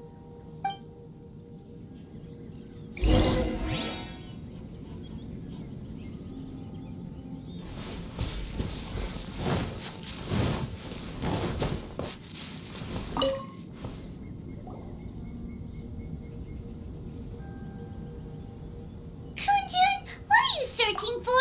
We're all out of clues. Let's get going. Apologies. I'm conducting a quick search for my own benefit. I'm looking for a precious stone known as Dragonfall. Dragonfall? Dragonfall is often used in forging. What use do you have for it? I don't know. I'm sorry. I don't recall why I'm seeking it. I've been feeling very absent lately. Name and address aside, I'm having trouble remembering things. In fact, I've been feeling extremely anxious, as if there's something I've forgotten to finish. It's an unpleasant sensation. Oh, Paimon knows that feeling. When you know you've forgotten something, but you can't remember exactly what it is. I don't even know where to start with it.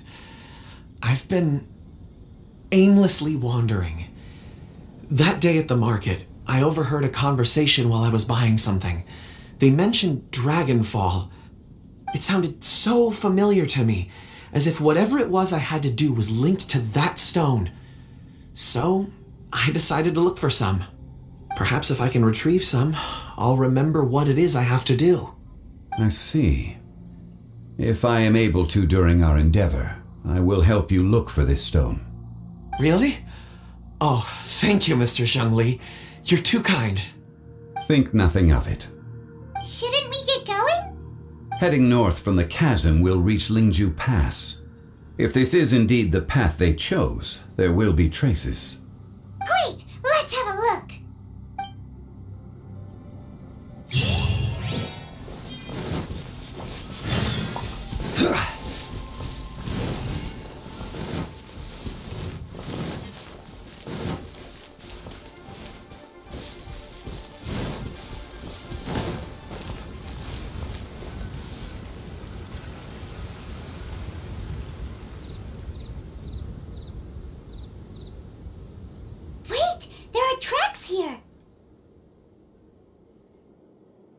must have been left by the miners.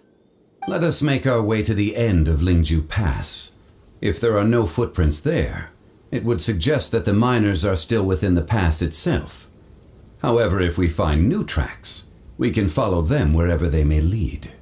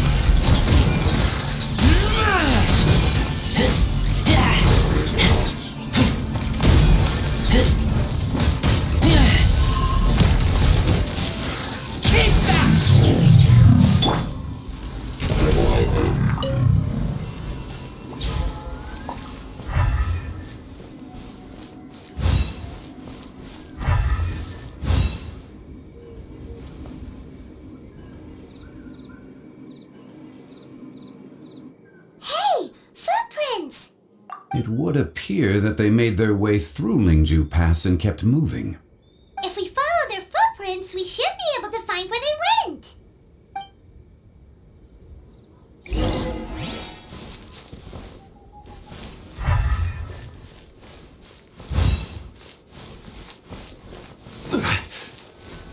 Oh no, the footprints end here. We should inquire with anyone nearby. If the miners came through here, they may well have seen them.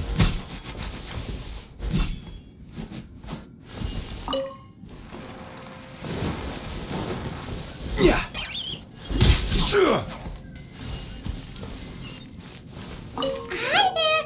Have you seen anyone dressed like a miner around here? A miner? I'm afraid not. Let's try someone else.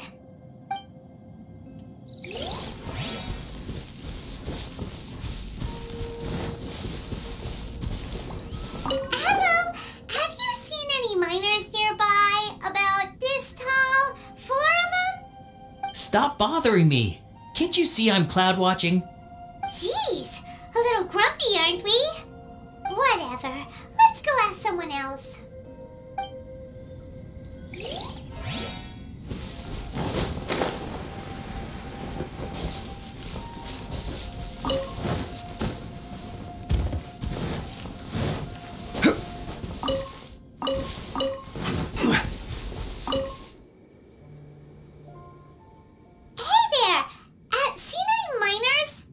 It must have been about 4 or 5 days ago. There were a few men who came through here carrying baskets and picks. I guess that could have been them. Yeah, that's them! 4 or 5 days ago. It appears that they were moving slower than we'd anticipated. Traversing the geography of Lingju Pass must have held them up.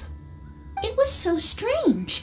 4 big guys with lifeless expressions. It was like they were in some sort of trance. And there was a child staggering in front of them. Huh. This child. Did you see what they look like? I caught a glimpse. Blue hair, short. I think it was a girl. She wasn't smiling. In fact, she looked very serious. And they took this road? Yes, they followed it straight from here. Let's go after them!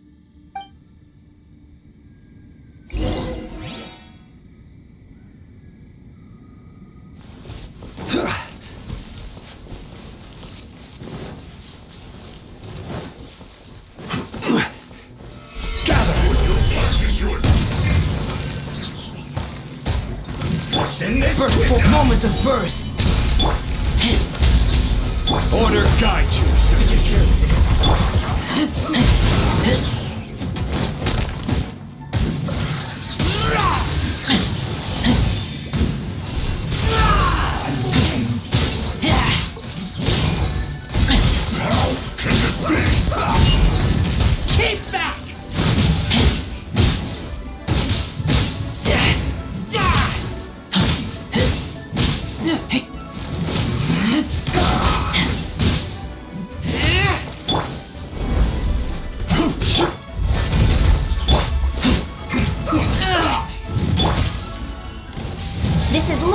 do.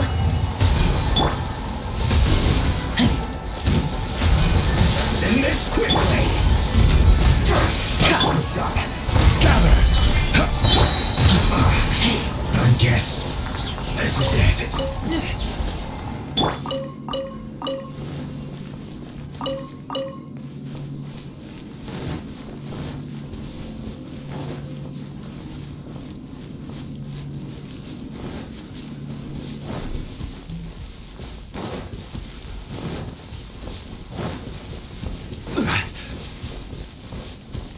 More footprints. There's a person over there. Help! Please save me! Is that one of the people we're looking for?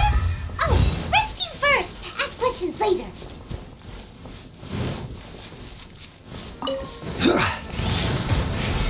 Solidify. This is order. Live!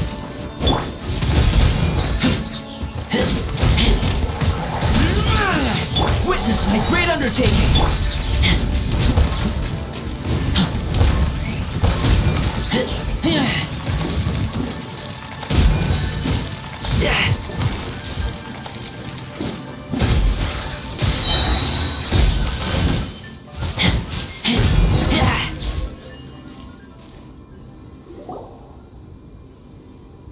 Those monsters were so aggressive. They must have noticed me walking through. Before I knew it, they were all over me. Thank you all for saving me. My name is Wanyu. I belong to Liyue Shengyu Hall. I head up our human culture and civilization research. Huh? You sure you're not a miner? A miner? Yeah, we're looking for a group of 4 strong fellas carrying mining equipment. I think I saw those people. Really? Yes. I set off from Nantianmen the day before yesterday, heading for Lingju Pass. About halfway there, I came across some people. A few men and a child. I was in a hurry. I didn't get a good look. I'm afraid I'm not even sure what they looked like. Apologies. I think that's all we needed to hear. Thank you. I hope it's useful to you. I'd better get going. There's a conference I need to attend. Again, thank you all for your help.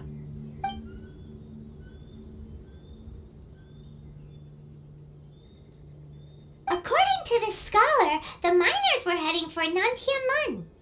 Can we be absolutely sure that it was the men that we're looking for? A child with a group of adults. Sounds pretty close to Paimon. But... Hey, perhaps that rock over there can tell us more. Aha! Paimon nearly forgot about our secret weapon. It looks promising. I'll do my best.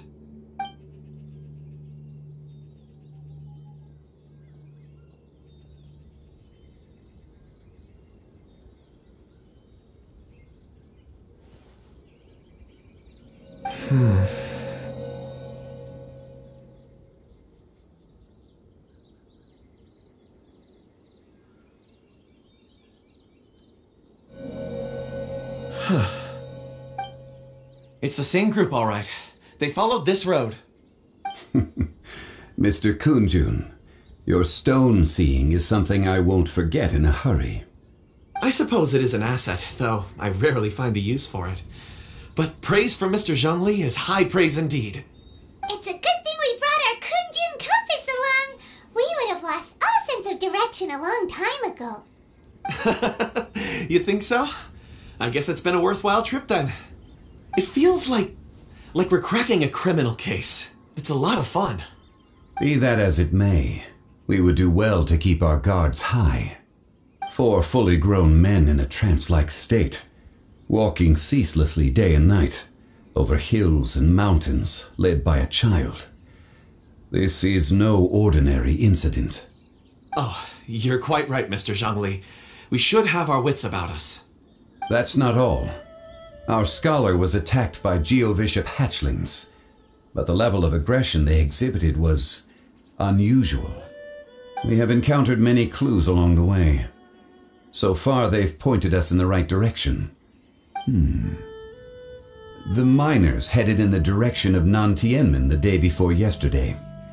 From here, they would have had to navigate a perilous mountain road. If their destination is indeed Nantianmen, we should be able to catch up with them. Great! No time to lose! I left a mark in the vicinity just now. If Uncle Dai does pass through here, it should guide him to us. Clever thinking! A classic Zhongli move!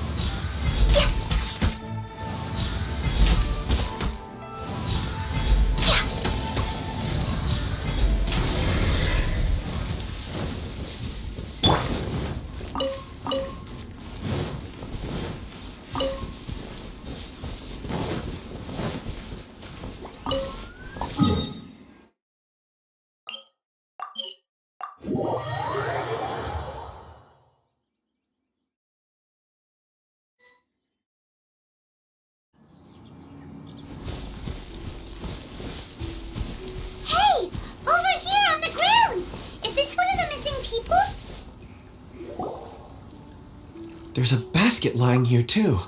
This must be one of the miners. Hey! Hello? Can you hear us? Judging by his appearance, he must have collapsed from exhaustion. Should we wake him up? I can still dig. Sounds like he's whispering something.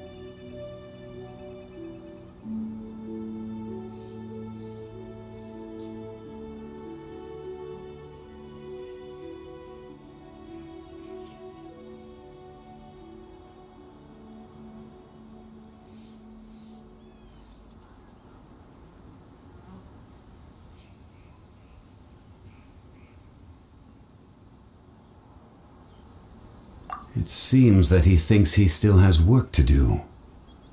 Something's not right. There's a camp nearby. We should take him there and monitor his condition before deciding our next move.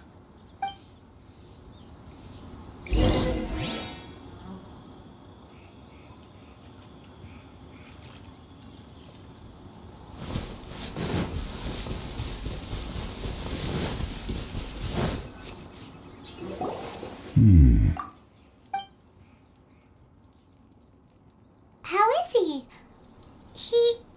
He won't die, right? He's worked himself into a stupor. Thankfully, he's not in serious danger.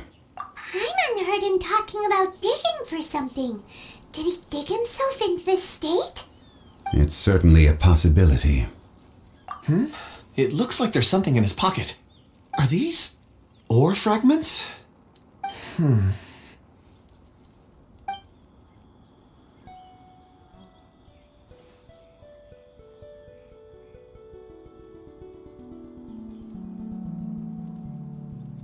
I just witnessed the memories within these ore fragments.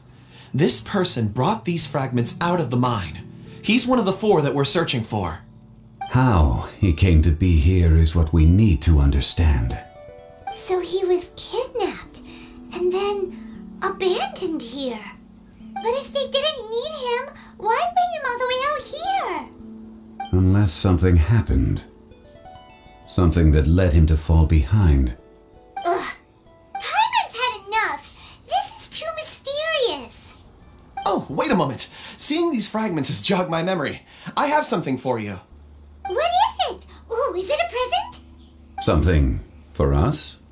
As I mentioned, before I met Uncle Dai, I was in a daze. After setting out with you on this case, it feels like a fog is lifting. I was so happy when Uncle Dai enlisted you to help. I would never have managed to track down these clues by myself. These are some crystals that I bought from the market. Not any old crystals, mind you. This purity is extraordinarily rare. One for each of you. A memory, if you will. It's beautiful. Oh, and the colors change as you turn it. It's like a different crystal from each angle. But of course, take it. And this one is for Mr. Shangli. Huh? Is something wrong? Not to your liking? On the contrary. I just hadn't anticipated receiving a gift during the current circumstances. But thank you. I will take good care of it. I'm pleased you like them. It's nice to be able to give a gift that others can appreciate. Oh, I see more rocks over there. You should all get some rest. I'm going to scan the surroundings. Perhaps there are more memories to uncover. You sure like rocks, huh, Kunjun? Ores are the crystals of the earth, the sediment of time itself. I feel at peace among them. Get some rest and call me when you're ready to set off. I won't be far. Rest easy. I surveyed the area. There's no danger here. Oh, however, there is something I wanted to discuss with you. Huh? What's with the seriousness all of a sudden? Traveler, does Dragonfall mean anything to you? You mean the ore that Kunjun's looking for? What's so special about it? Dragonfall is an incredibly rare ore used in forging. The majority of regular crystals are formed in high-temperature environments. Dragonfall, on the other hand, is formed as a product of elemental reactions. Elemental reactions can produce material objects? Indeed they can. However, only a minority can survive for long periods of time. Dragonfall first emerged in the midst of a great battle, thousands of years ago. Powerful clashes of elemental energy gave birth to elemental crystals. When the fighting ceased, these geological remnants were miraculously preserved. Cool. And yet they are crystal creations all the same. Few and far between, relatively unknown. A few hundred years ago, they were virtually mined into obscurity. Why is it then that a citizen of Liyue now wishes to strike upon ore that has long since vanished from the earth? Yeah, if he knows of its existence, surely he knows all of it's already been mined. Weird. Paimon doesn't get it. There are those in the mining trade who retain a keen interest in Dragonfall. But for someone like Mr. Kunjun, whose motivations for seeking it are unclear even unto himself, it's practically unheard of. Ulterior motives? Is he a villain? A conclusion that is presently impossible to reach. We must watch and wait. Don't forget, rescuing those miners is the primary objective. As for anything else, sooner or later the tide will reveal the lie of the land. We're drawing closer to our goal. I believe we should continue to follow this road through. Now that we've found one, the others won't be far away. When you're well rested, call Mr. Kunjun over to us. We still have more investigation ahead. We should ensure this miner is settled here at the camp. Once we've brought this matter to a close, we can return and attend to him. I suggest we leave a note for Uncle Dai. If he does find the camp, he'll know what to do.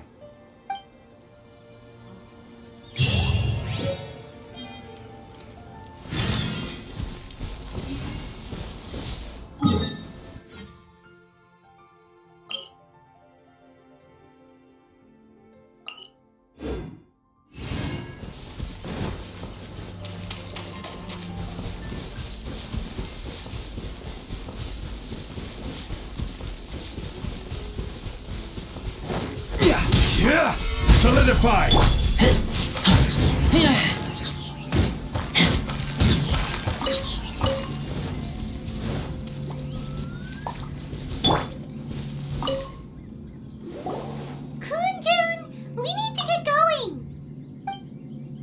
problem. I'm done here. Any results, Mr. Kunjun? There are many beautiful rocks here, but nothing out of the ordinary. I couldn't find any clues. Then again, the memories of ore can shift with the passage of time and the changing of the environment. Difficult to say. I feel that ore memories tend to be from the recent past. So there's never any ancient memories? Rocks endure, but as eons pass, their memories are erased. Those memories that survive are rooted in powerful emotion or thought. That makes sense. It is the same for people. Indeed. Let's keep going.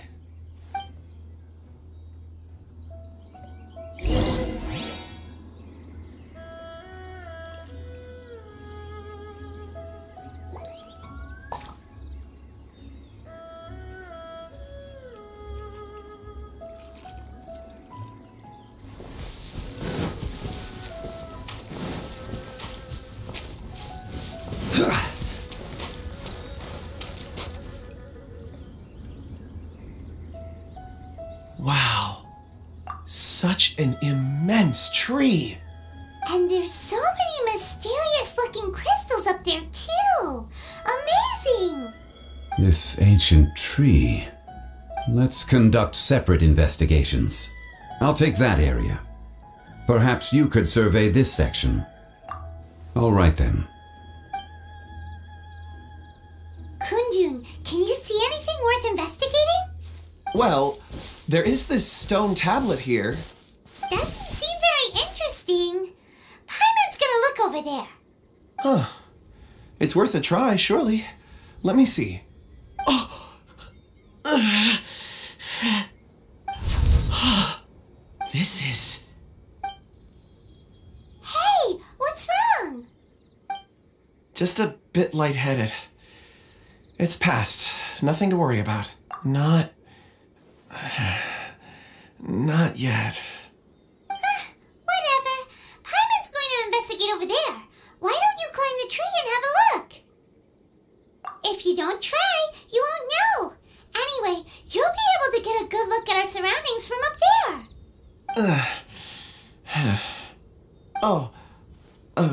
You think so? When has Paimon ever come up with a bad idea, Wait a minute. Paimon can fly. All right, Paimon will go. You wait here. Paimon will... All of you, come here. Huh? Zhongli's voice came from behind the tree. Did he find another clue? Quick, let's go see. Maybe he found another miner.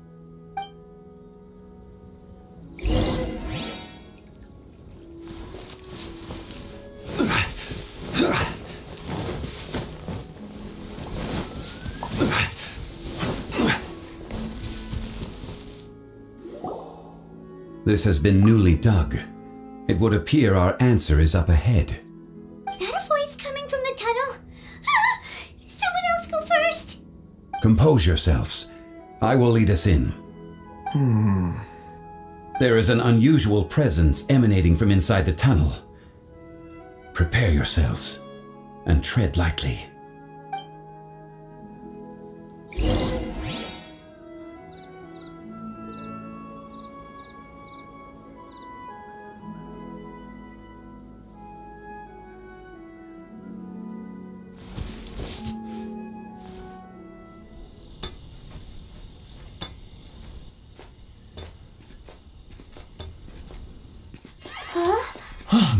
Listen. The missing miners are here. What are they digging for? I'm afraid that this whole tunnel is the fruit of their strenuous labor. That gate. Has it been there all along? Digging a tunnel to this ancient seal. Had they not been discovered, they would undoubtedly persevere until the gate.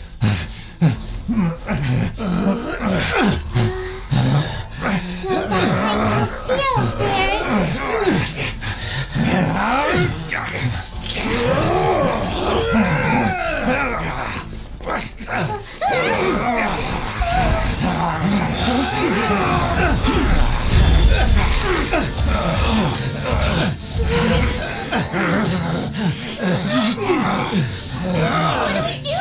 I can't hurt them!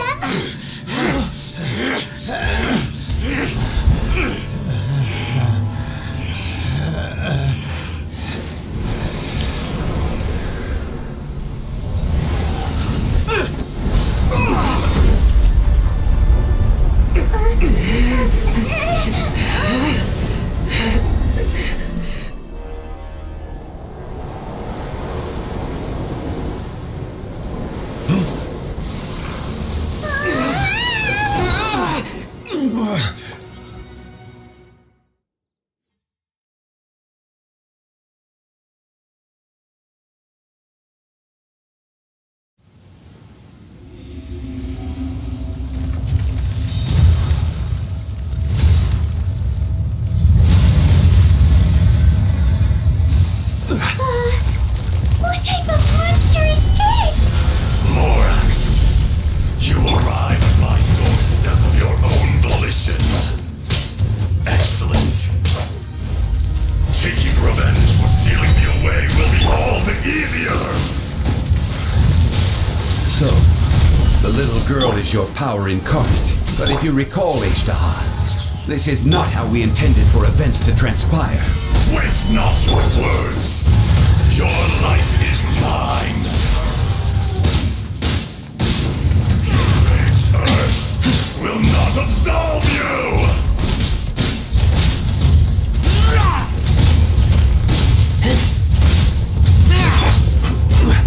Stabilize! All hail!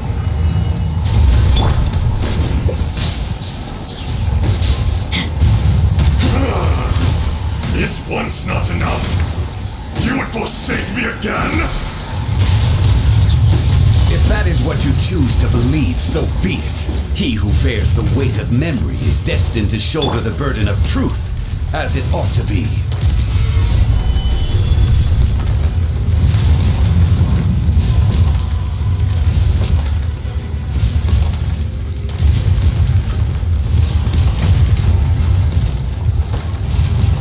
Stabilize! Burst forth!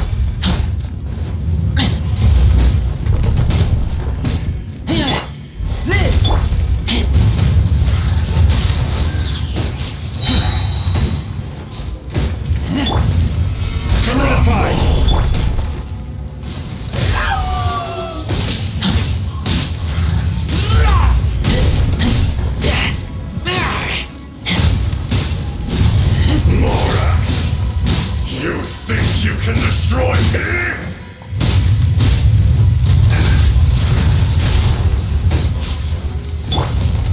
Solidify!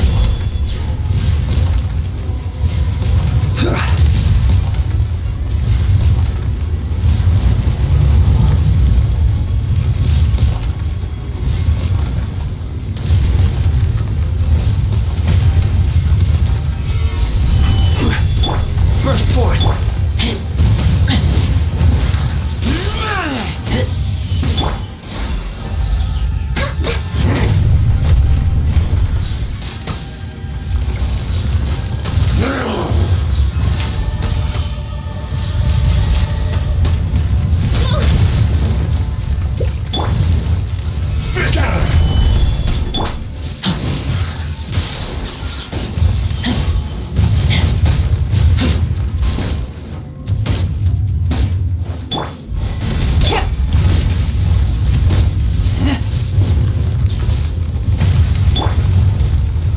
Solidify!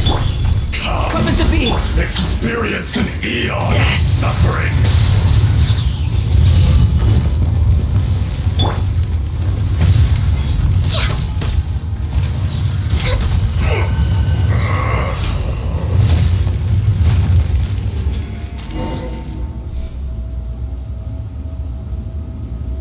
Morax, 1,000 years after you sealed me underground, you return for the second time.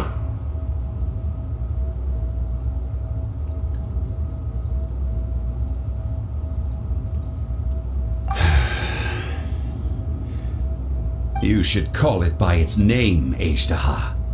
Fate. Fate? defeat?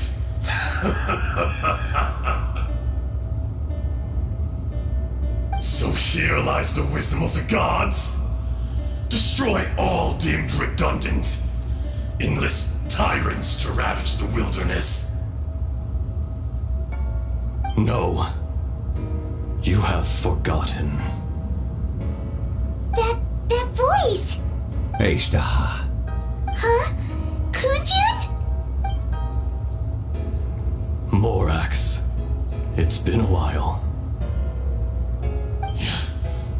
You're... Ashtaha. The very same. During the battle, you imbued us with your power. Yes, it was all I could manage. Forgive me for concealing the truth, traveler. There were things that only became clear to me upon reaching this tree. Allow me to elaborate. I am not Ashtaha the whole, but a fragment. Heaven and earth, yin and yang, opposing forces. You can consider the existence of me and the Ashtaha you see there to be a reflection of such polarities. We are a schism of the will of Ashtaha. So there are two Ashtahas? No, it can't be. That's impossible.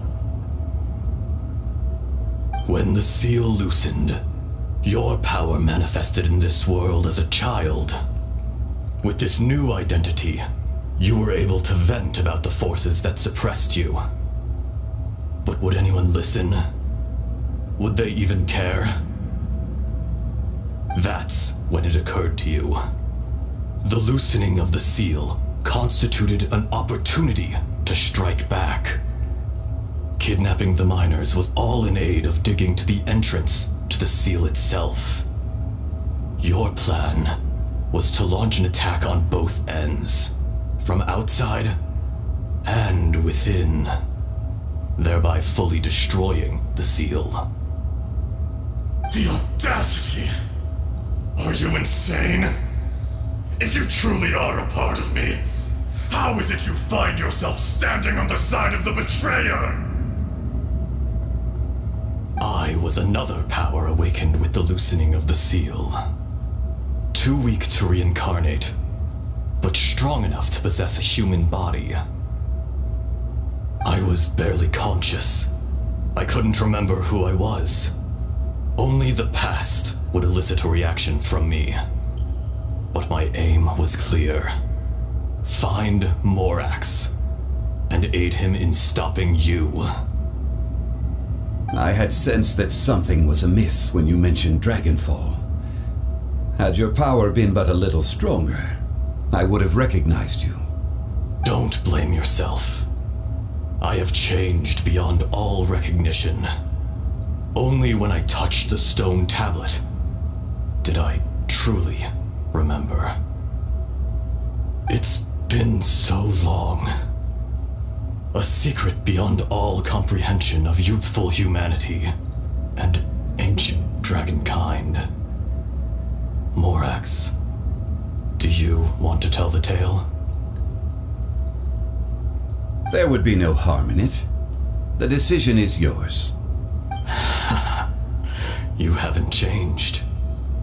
Then allow me. Ashtaha was once a friend and ally of the Geo-Archon Morax, with a lifespan far exceeding that of mankind. However, that which is derived of the Earth is no more or less than the Earth itself.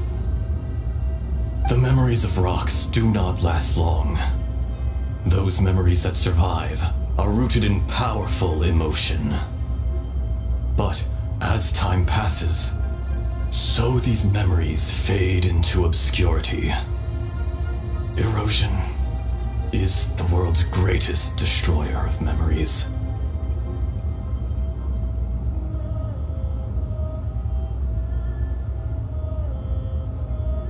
Erosion ground Ajdaha's consciousness into oblivion.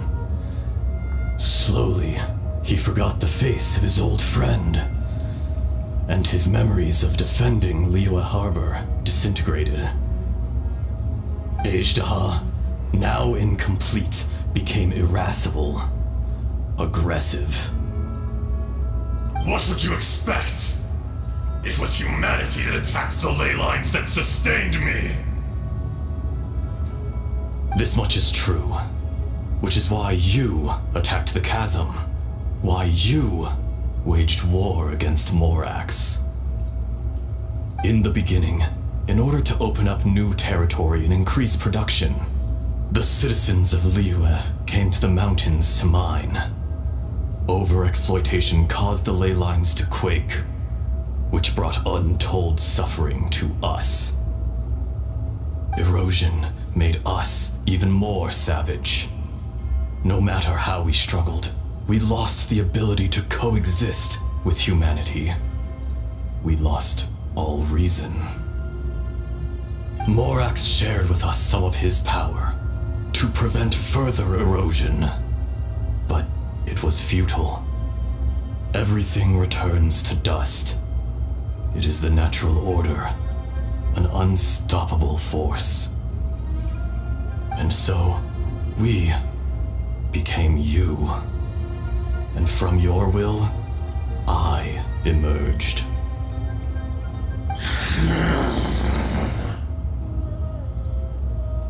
I am your final contract. Witness the promise between Ajdaha and Morax. You can hate me, but you cannot deny me. No! No! I am the remnants of Ajdaha's benevolence, the echo of a contract set in stone. I harbor a willingness to go further, a willingness to coexist peacefully with mankind. No, no! It is I, Ajdaha, forged of elemental crystal, bearer of the weight and memories of the earth, older than the mountains and the oceans that decides. I will not swear allegiance to this insect. Morax is not an insect. A lord over insects is nothing but an insect in turn. You forgot yourself. Nobody held Morax in higher regard than you or I. That which you have forgotten, I hold here in my heart. If you are the memory of the earth, then I am the memory of coexistence. Of coexistence with humanity. All powers under heaven, rise and fall of land and sea. A star appears within the wild. A sun ascends as bright as jade. Strange. What is this feeling? And all this? You are spent, and I will soon disappear. Before I do, heed these words. In the wilderness, snow falls on a spring day. In an instant, it will melt. Even where it is fleeting and leaves no trace. Even where it will never fall again. No! That isn't true!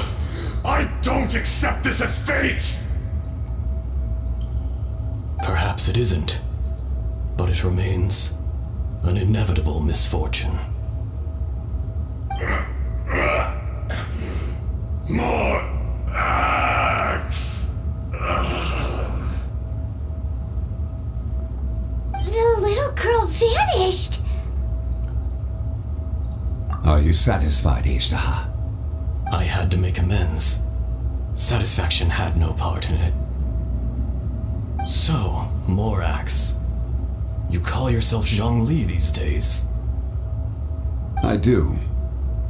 Well, I'm afraid old habits die hard. To me, you're Morax. As you please. I never did forget your gift of sight. I hardly lifted a finger. Think nothing of it. And yet, you could see. You wouldn't know the yearning of a blind dragon, searching for the sun. A pair of eyes, from Morax to Ajda. This. I will remember this. Your power is nearly spent. Perceptive as always, my friend. Shall we get going, you and I? Surely the pressing matter is still that of the miners trapped outside the seal. Indeed. Hence the need to get going. To fix the damage left in your wake. Straight down to business as always. Let's go.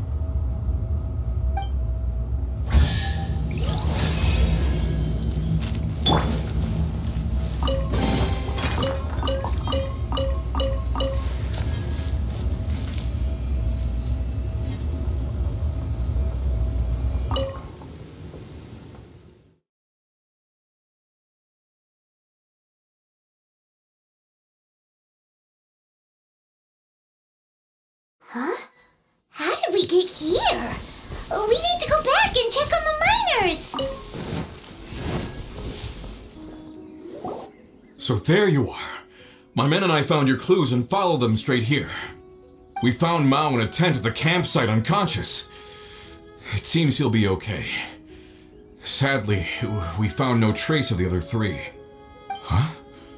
Young Kun, what is... Nothing. Pay it no mind. Those three miners are over there, in that cave. Cave? What happened? They're exhausted, but not in danger. Don't worry. Right. Well, thank you, all of you. I better go and see how they're doing. So you're taking them back to Liyue Harbor? That's right. Can I come with you? No problem. You rescued my men. I'll be happy to assist all of you in any way I can. I'll be back soon. I need to assess their condition. Kunjun, we should be calling you Ajda. You're coming back to Liyue Harbor too, right? Not I. Merely this body. Once I'm gone, the true owner will accompany the miners back to Liyue. Kunjun hails from a family of famous artisans. He too will be famous in time. It would be a shame for someone of his talent to go missing. You always did have a great admiration for blacksmiths. Curious how swords and daggers are blind, yet their creators see so much. Perhaps empathy is mankind's proudest achievement after all. Ajda, I am no longer the Geo-Archon. I can sense it. Today I am just an ordinary citizen of Liyue. Even you met such a fate. Let's get the difficult part out of the way. I cannot guarantee that I won't be awoken a second time. No matter. If that day comes to pass, Liyue must prepare itself to face you. And how will Liyue fare without Rex Lapis? Even without a god above, this remains a nation of men. I was once their god. I ought to be here to witness their rise and fall. All life is shaped and then ground away by the endless flow of time. You were always the strongest among us, yet it would seem that even you have been eroded. That's unimportant. Fate is ordained by heaven. Even if our mission had already concluded, it would be cowardly not to strike out on the road of departure. You may live forever, doomed to a lonely existence. Yet, even this is temporary. When you reach the end of time, those people, those past and future relationships predetermined by fate, they will be waiting for you. I do not pretend to match your rhetoric when it comes to the subject of a life long lived. I fear that the life of an elemental being is longer than any in this world. Were it not so, you would have killed me long ago, and would not be having to face me again now. You've brought a smile to my face. When all is said and done, a reunion between old friends is an auspicious occasion. That day in the chasm, did you hesitate? A heart of stone is a heart nonetheless. But I am the god of contracts, and was for a time a god of the people of Liyue. You chose justice, but did not forsake your kindness. You came to me not as an assassin, and so I was willingly sealed away. The movements of the Earth Dragon can tremble the earth and shake the heavens. With your abilities, even at my full strength, I struggled to confront you, let alone seal you away. Hence my inception. Do not forget that I was there with Liyue's founder.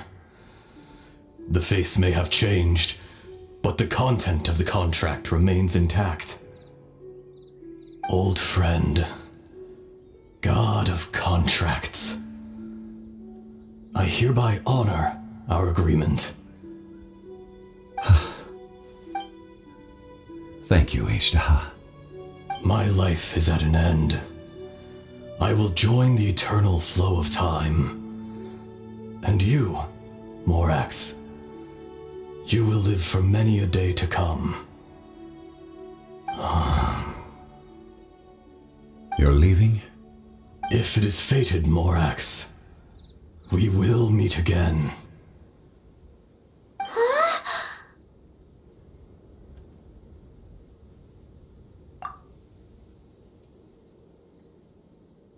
Yes, don't be alarmed. He's only asleep. Whoa, that was so weird. It was like he suddenly became another person. In fact, we have yet to meet the real Kunjun.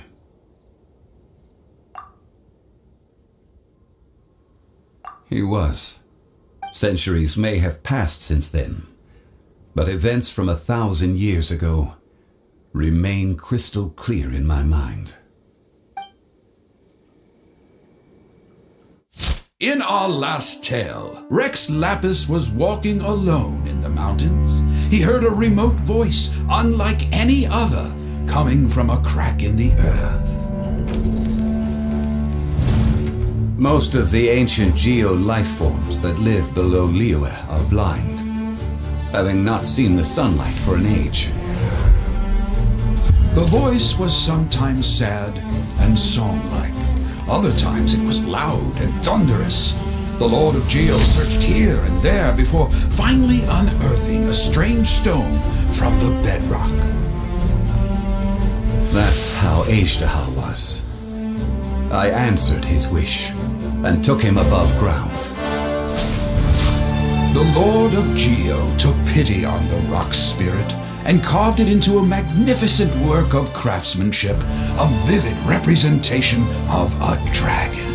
I bestowed him with a pair of eyes to see the world and came to an agreement with him. With his fingers, he made 2 eyes, quicker than words could tell. Lightning flashed and thunder roared, and a living, breathing dragon soared into the clouds.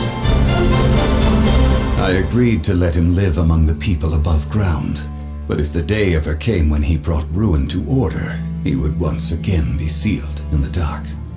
The dragon accompanied the Lord of Geo, fighting campaigns alongside him in the 4 corners of the world. We have a saying to eulogize these events. The crash of a spear brought billowing dust. The mountains and waters made way at the sound. The sight of a dragon bestowed with a touch the promise of rainwater blessing the ground.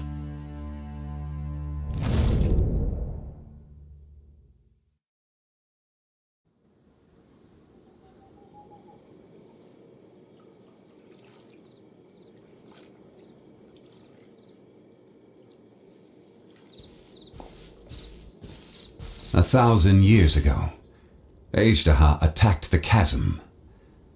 I tried to obstruct him, fighting him tooth and nail down the length and breadth of the mine.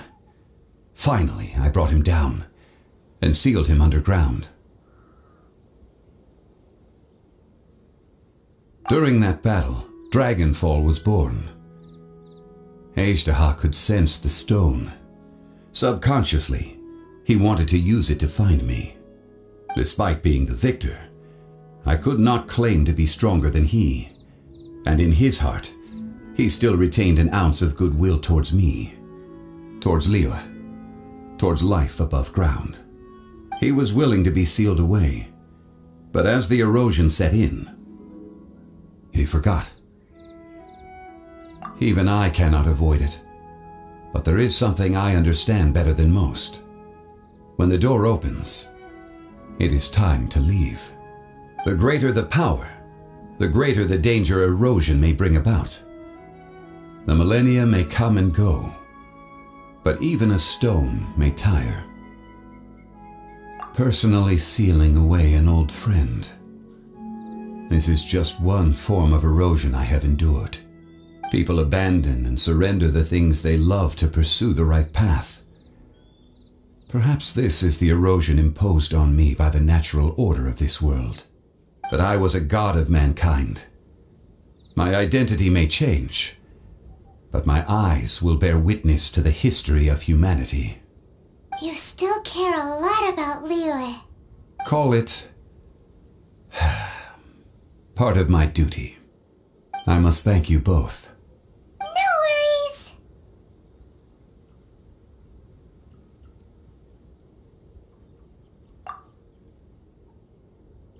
Oh?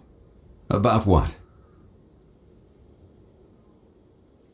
Oh yeah, Paimon nearly forgot. So, not long ago, we met a guy called Dane. He told us about Conria and the punishment of the gods. That's when we realized that those events were connected to the person we're searching for.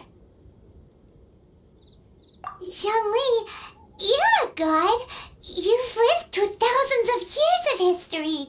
Surely you experienced the incident? I cannot say.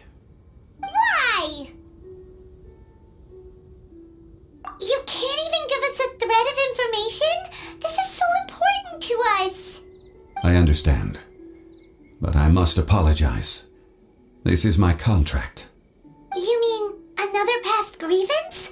Like the incident with Ajdaha? Too painful to talk about? It was signed before it all began. I have always honored the contract, and kept my silence. How can you be like that? You two are friends to me. I can assure it brings me no pleasure to disappoint you. But as the god of contracts, I cannot go back on my word. Would you be ready to find out? It appears your understanding of this world continues to grow. There are many events of ages past, many secrets that lie hidden. They have been eroded by time, forgotten by the people, abandoned. But you are capable of finding them and bringing them into the light. Those who come to witness will witness. Those who are born to remember will remember. If you take the same road as that person, there may be more difficulties ahead. But as long as you firmly believe that you are on the right path, everything has meaning.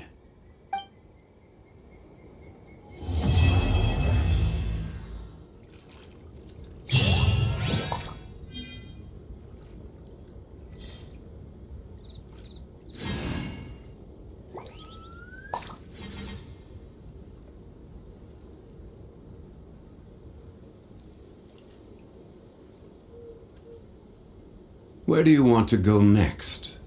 If you'd like to see Liyue's tourist spots, I have a few references.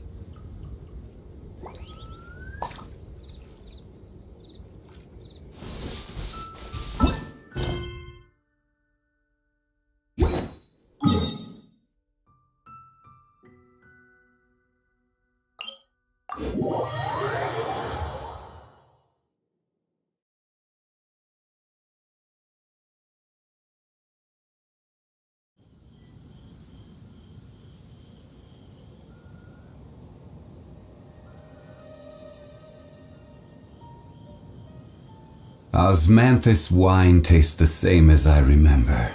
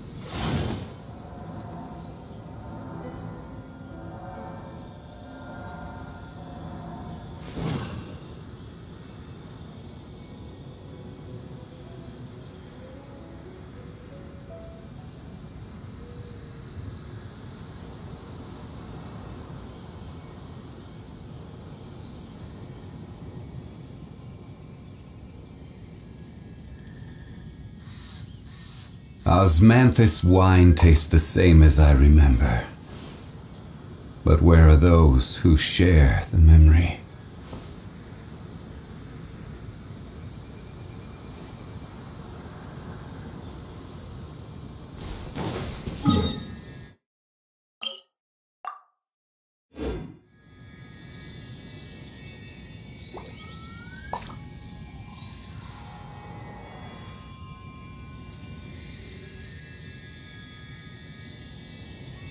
Every journey has its final day. Don't rush.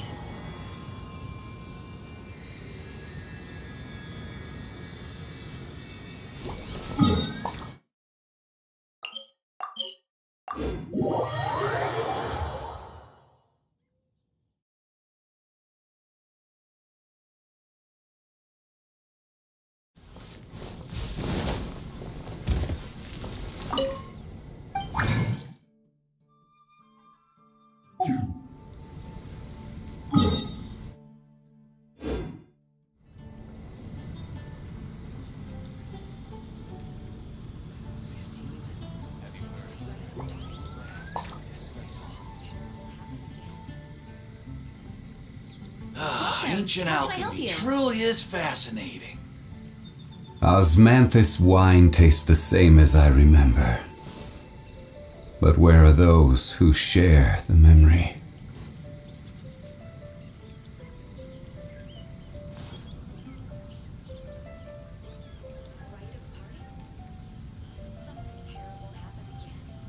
Ancient alchemy truly is fascinating. The neighboring nation of Liyue has the most prosperous commercial port in all of Teyvat.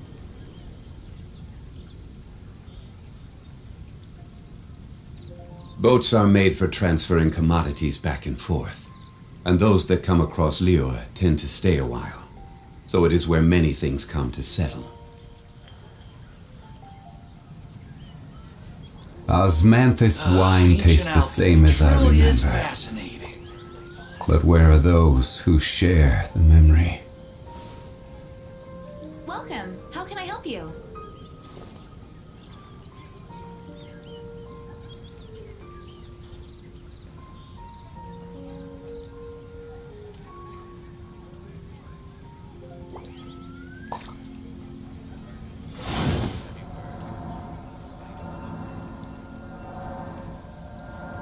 Ancient alchemy truly is fascinating. Welcome. How can I help you?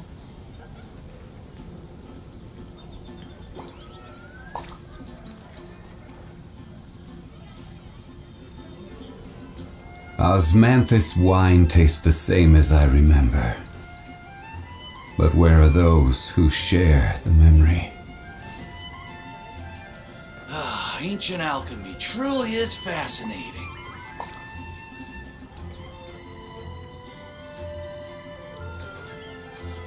The neighboring nation of Liyue has the most prosperous commercial port in all of Teyvat.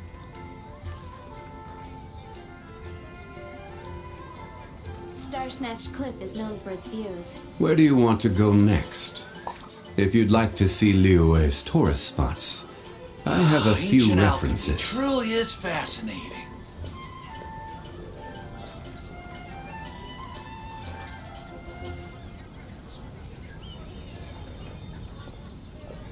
Osmanthus wine tastes the same as I remember. But where are those who share Starsnatch memory? Cliff is known for its views.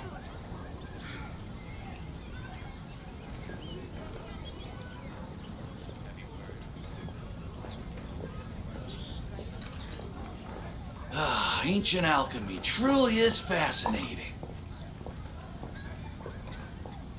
Boats are made for transferring commodities back and forth, and those that come across Liyue tend to stay a while, The neighboring nation though it is where of many Liyue things has the count most as seven. prosperous commercial port in all of Teyvat. Starsnatch Cliff is known for its views.